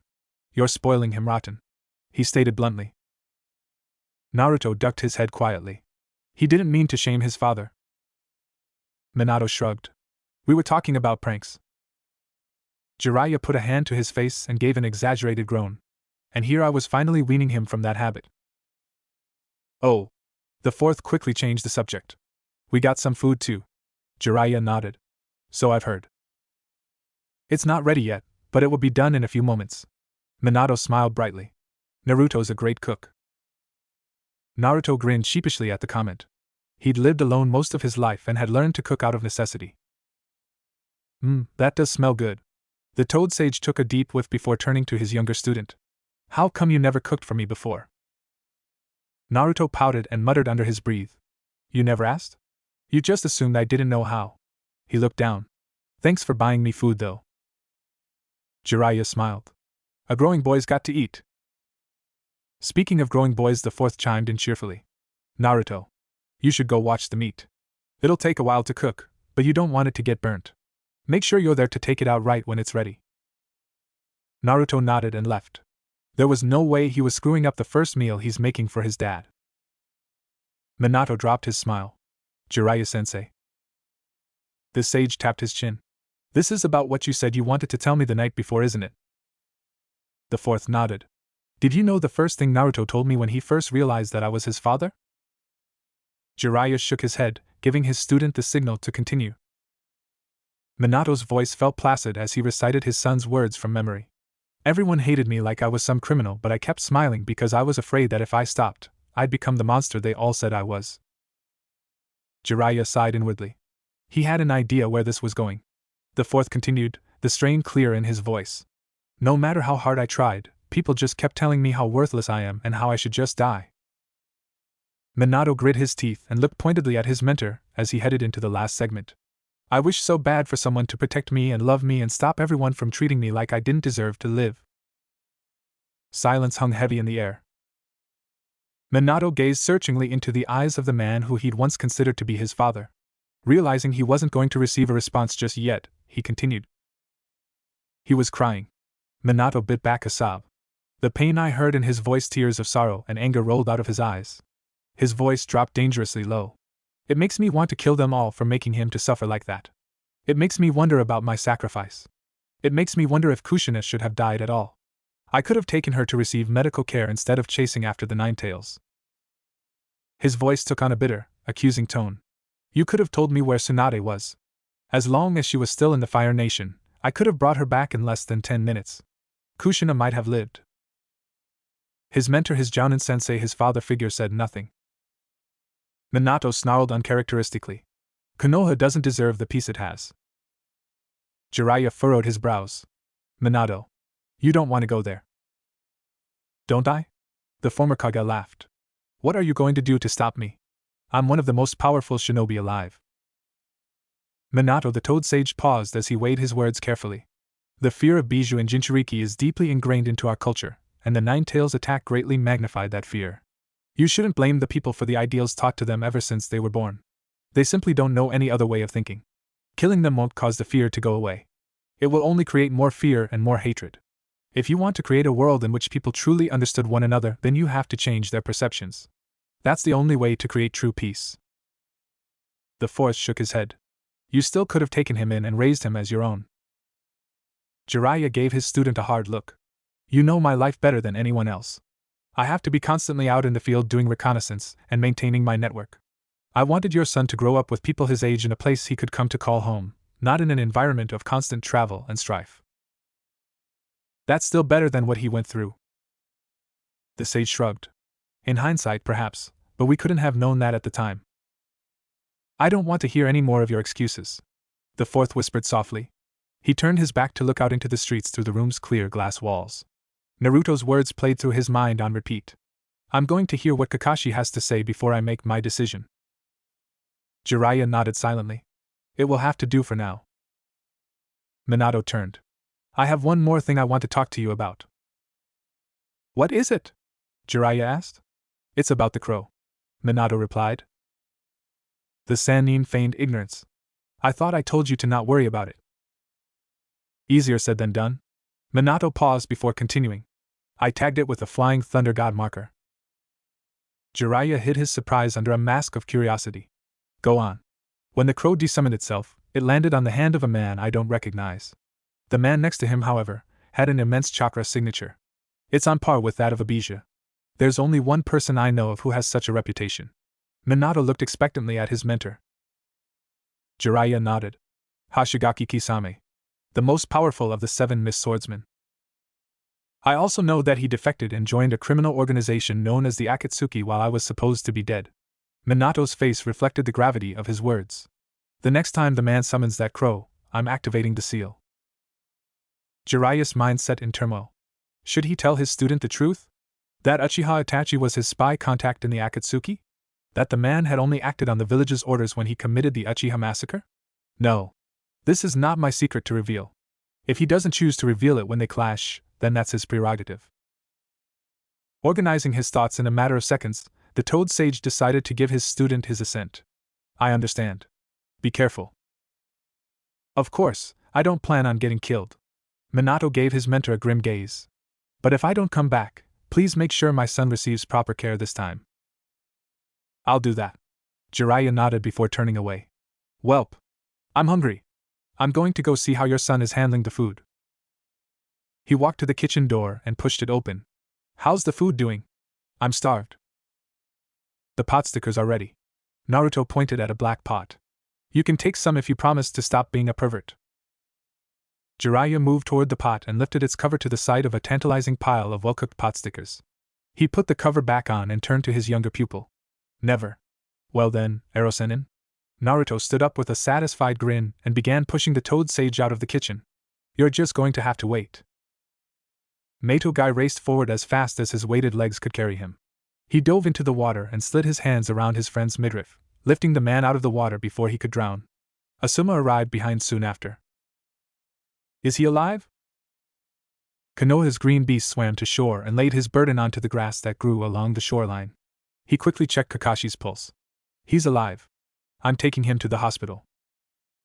Without further words, Guy flipped the silver-haired Jounin onto his back and disappeared in a burst of incredible speed. Kurenai remained standing where she was when they'd first arrived with Guy. Despite her years of shinobi conditioning, the Genjutsu mistress was shaking with fear. It was a feeling she remembered only once before during the night the massive nine-tailed fox had plowed through their village, its suffocating chakra limitless beyond imagining. She took a step toward the other remaining Jounin at the scene, her mental condition disturbing her balance. Asuma was by her side in an instant, holding her steady by the elbow. Are you hurt? Kurenai shook her head and collapsed into his arms. I felt so weak, I was so scared. When I saw Kakashi defeated like that, I just... Asuma held her close but said nothing. Kurenai whispered quietly into his shoulders. How can they be so strong? Asuma shook his head. Some people were just born with greater talents. Konoha's Kapinin, Kakashi of the Sharingan, and one of the village's top assassins had been one such person. Even before he'd gotten his Sharingan, the perpetually masked shinobi had been able to run circles around his peers. To watch such a man be beaten so easily was demoralizing to say the least. People like Uchiha Itachi simply made everyone else seem weak. I'm not sure I can do this anymore, the Genjutsu mistress mumbled. That's just your fear speaking. You'll get over it, Asuma said comfortingly. If every shinobi gave up after facing a near-death experience, shinobi wouldn't exist. That's not necessarily a bad thing. Kurenai sighed. I'm so tired of all the death and all the fighting. Maybe we should settle down. Asuma gave her a squeeze in the back. I know how much you love your job. If you quit now, you're going to regret it later. I'd be okay with it if we quit together. We have enough money. We could start a business. Something peaceful. Asuma chuckled. And here just a few minutes ago you were saying how you weren't ready to let go of this career. And here I thought you wanted to get married. Kurenai pushed him lightly on the shoulder. Asuma smiled frankly. I still do. Then dash? A flower shop would be nice. The Yamanaka already run one of those. You can never have too many flower shops. Kurenai laughed. But you don't know anything about flowers. I can learn. Asuma shrugged nonchalantly. Kurenai gave him a quick peck on the lips. We'll discuss this later. Let's go see how Kakashi's doing. The Sarutobi nodded. Let's go. Guy paced the hospital lobby rapidly. He couldn't stand still and they'd kick him out of the emergency room for it. Something about getting in the way. He frowned, the look contrasting his usual smile. Kakashi, please be okay. Kakashi, please be okay. Kakashi, please be okay. A medic Nin walked out of the room. Guy immediately grabbed her by the shoulders. How is he? Is he okay? Is he going to be fine? The medic winced.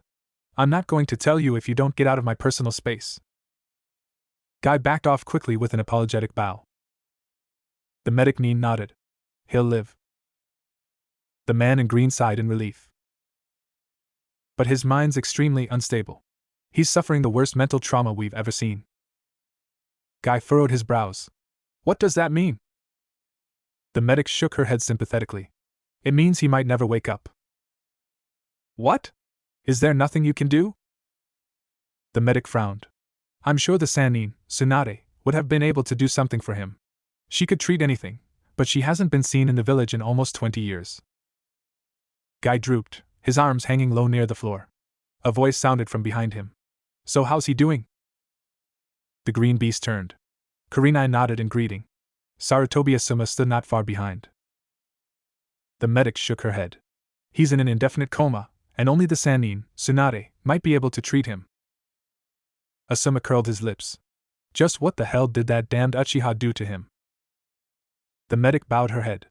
We have absolutely no idea. At least they didn't get what they came for. Asuma sighed. The medic, curious, gave the Jounin a searching look. And what did they come here for? Asuma gave Kurenai a look. She nodded. They asked for Uzumaki Naruto. They came to take the Nine Tails. Uchiha Sasuke lay impatiently on his hospital bed as they ran last-minute checks on his body. I need to go. I need to train. The medic woman who had been caring for him ran a glowing green hand from his navel to his chest and then back. Sasuke frowned. Will you hurry the hell up? The woman smiled. If you're going to be rude, then I'm going to make you stay an extra 30 minutes for a full body scan and a cavity check. Sasuke's eyes widened. You can't do that. The woman gleamed. I am authorized to call for such a procedure. TCH. The Uchiha scowled but said no more. After several more moments, the woman let up and nodded. You're perfectly healthy. Sasuke rolled his eyes. The bones we mended are stronger than before, but the ligaments are still pretty tender. Try not to do anything stressful. Rest up. Eat well. I hope I never see you in here again. So basically stay healthy and stay out of trouble. Got it. Sasuke nodded as he pulled on his shirt. Yup. The medic grinned cheerfully. Sasuke gave a perfunctory bow. Thank you for taking care of me. The woman gave a similar bow, and Sasuke left the room. The medic sighed. The more time they spend out on the fields, the higher their chances of dying. She could never understand why they wanted to leave so impatiently. At least the hospital was safe. As Sasuke made his way out of the hospital, he saw a flash of green and silver. Meito Guy rushed into the hospital carrying none other than his Jounin sensei, Hatake Kakashi. The Uchiha gaped in surprise. Kakashi sensei, how? Slowly, he followed. I need to know what's going on. He kept his distance as they carted the masked Jounin into the emergency room. The man in the ugly green suit paced rapidly before a medic finally came out. Sasuke winced. Meito Guy was even louder than Naruto. On the other side of the hall, Sasuke recognized the two other Jounin who came in, Sarutobi Asuma, son of the third Hokage, and Yuhi Kurenai, Konoha's Genjutsu mistress, leaders of Genin teams 10 and 8 respectively. Their voice carried down the hall. He's in an indefinite coma and only the Sannin, Tsunade, might be able to treat him. Just what the hell did that damned Uchiha do to him? Sasuke's mind went off. Itachi. He was here. Just what did they come here for? They asked for Uzumaki Naruto. They came to take the Nine Tails. Wordlessly, Sasuke slinked off. He already knew where Naruto was going. Kakashi had told him when he asked 2 days ago. Uzumaki Naruto, son of the fourth Hokage, was traveling with his long-lost father and the Sannin, Jiraiya, to Showa town to retrieve the other Sannin, Senju Tsunade, for the Hokage position. If he found his orange friend, chances are, he'd find his brother too. Itachi had beaten Kakashi, but the Jounin didn't have the full Sharingan like he did. Sasuke smirked grimly. He's not an Uchiha. Only an imitation. Plus, I've already mastered his signature move, the Chidori. I can win. The Uchiha grit his teeth as he sped through the streets. Mother. Father. Just you wait. Your son is about to avenge your deaths. Jiraiya's story time. Jiraiya opened his eyes at 4 in the morning, as usual. He sat up quickly and stretched. Rolling up his futon, he walked into the common room to gaze out into the streets. The viewing room was named for the glass walls that surrounded it on all sides. The streets could literally be seen from the 4th floor hallway. Even the floors and ceilings were transparent. Jiraiya looked up and sighed.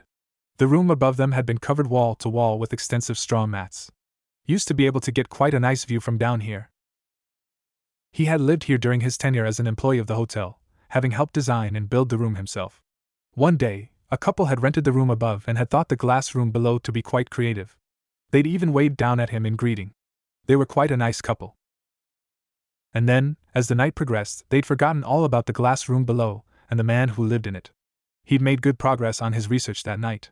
In fact, he'd been so dedicated to his research that he jumped up onto the ceiling and stuck his face on its glass surface to better examine his research material. He was caught soon after. Having a face staring from the bedroom floor was not a very pleasant experience at all, and the couple had angrily gone to management to complain, securing several apologies and another room free of charge. He was also given an ultimatum. Ajino Yuko refused to feed the resident sage until he swore off his filthy habits. He'd worked 3 days and nights without food. By the 4th day, he was slowing down considerably, giving less than half the amount of labor he'd normally been able to provide. Chihiro had taken pity on him and begged her mother to feed him. As he was working on building the 10th floor that day, Yuko went to visit him with a plate of steaming porridge topped with eggs, a cut of fish and soft shoots of bamboo. He'd went up to her with his eyes glued to the food, resisting the urge to simply snatch them from her hands, and greeted her as cordially as he could. Taking one look at his sallow face, the hotel manager asked him once more if he'd swear off his habits.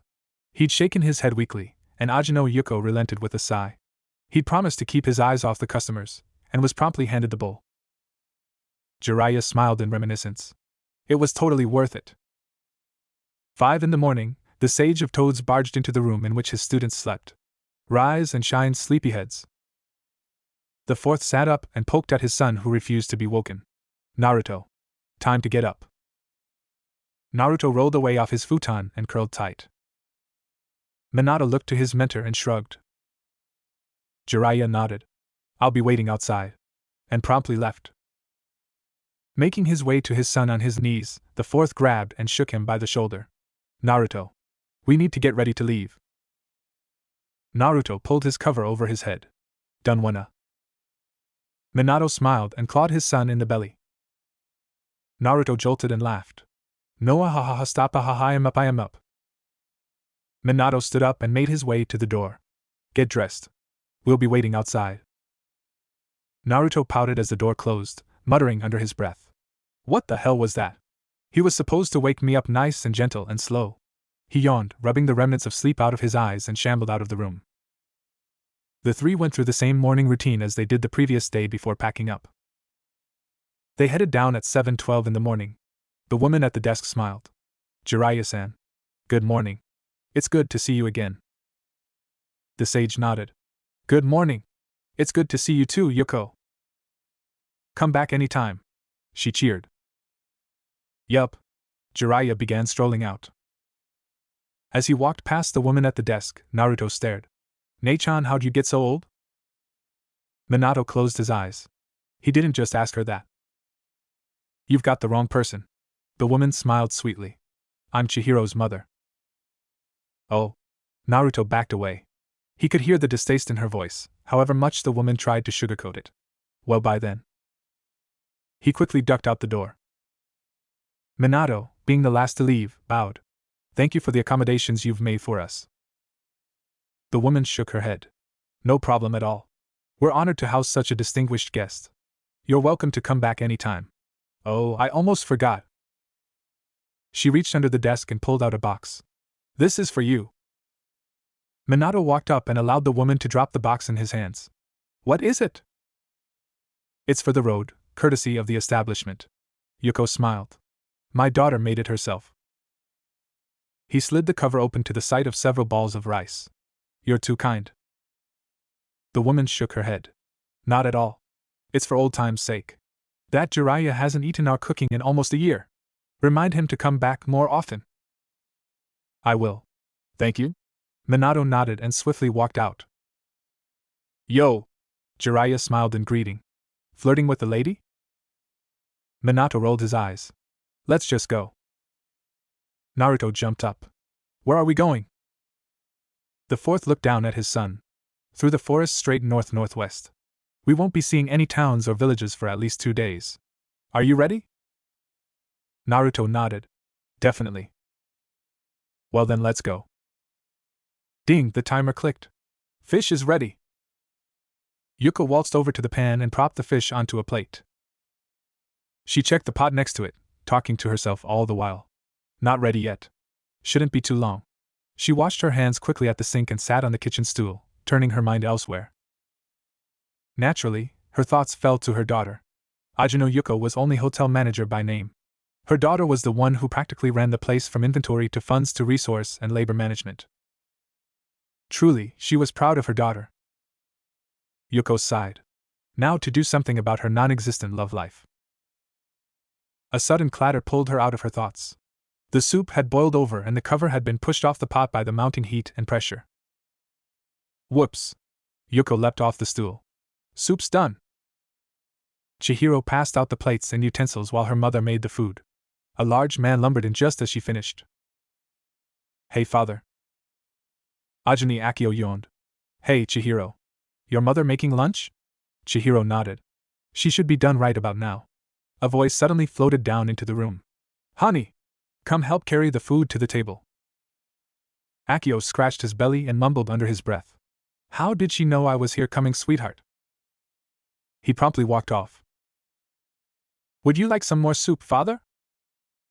Ajino Akio laid back and put a hand to his stomach and sighed happily. Nope. I'm stuffed. What about you, mother? The woman smiled. That's okay, Chihiro, I can help myself. They sat silently for a few moments. Mom? Yes, dear? What if I were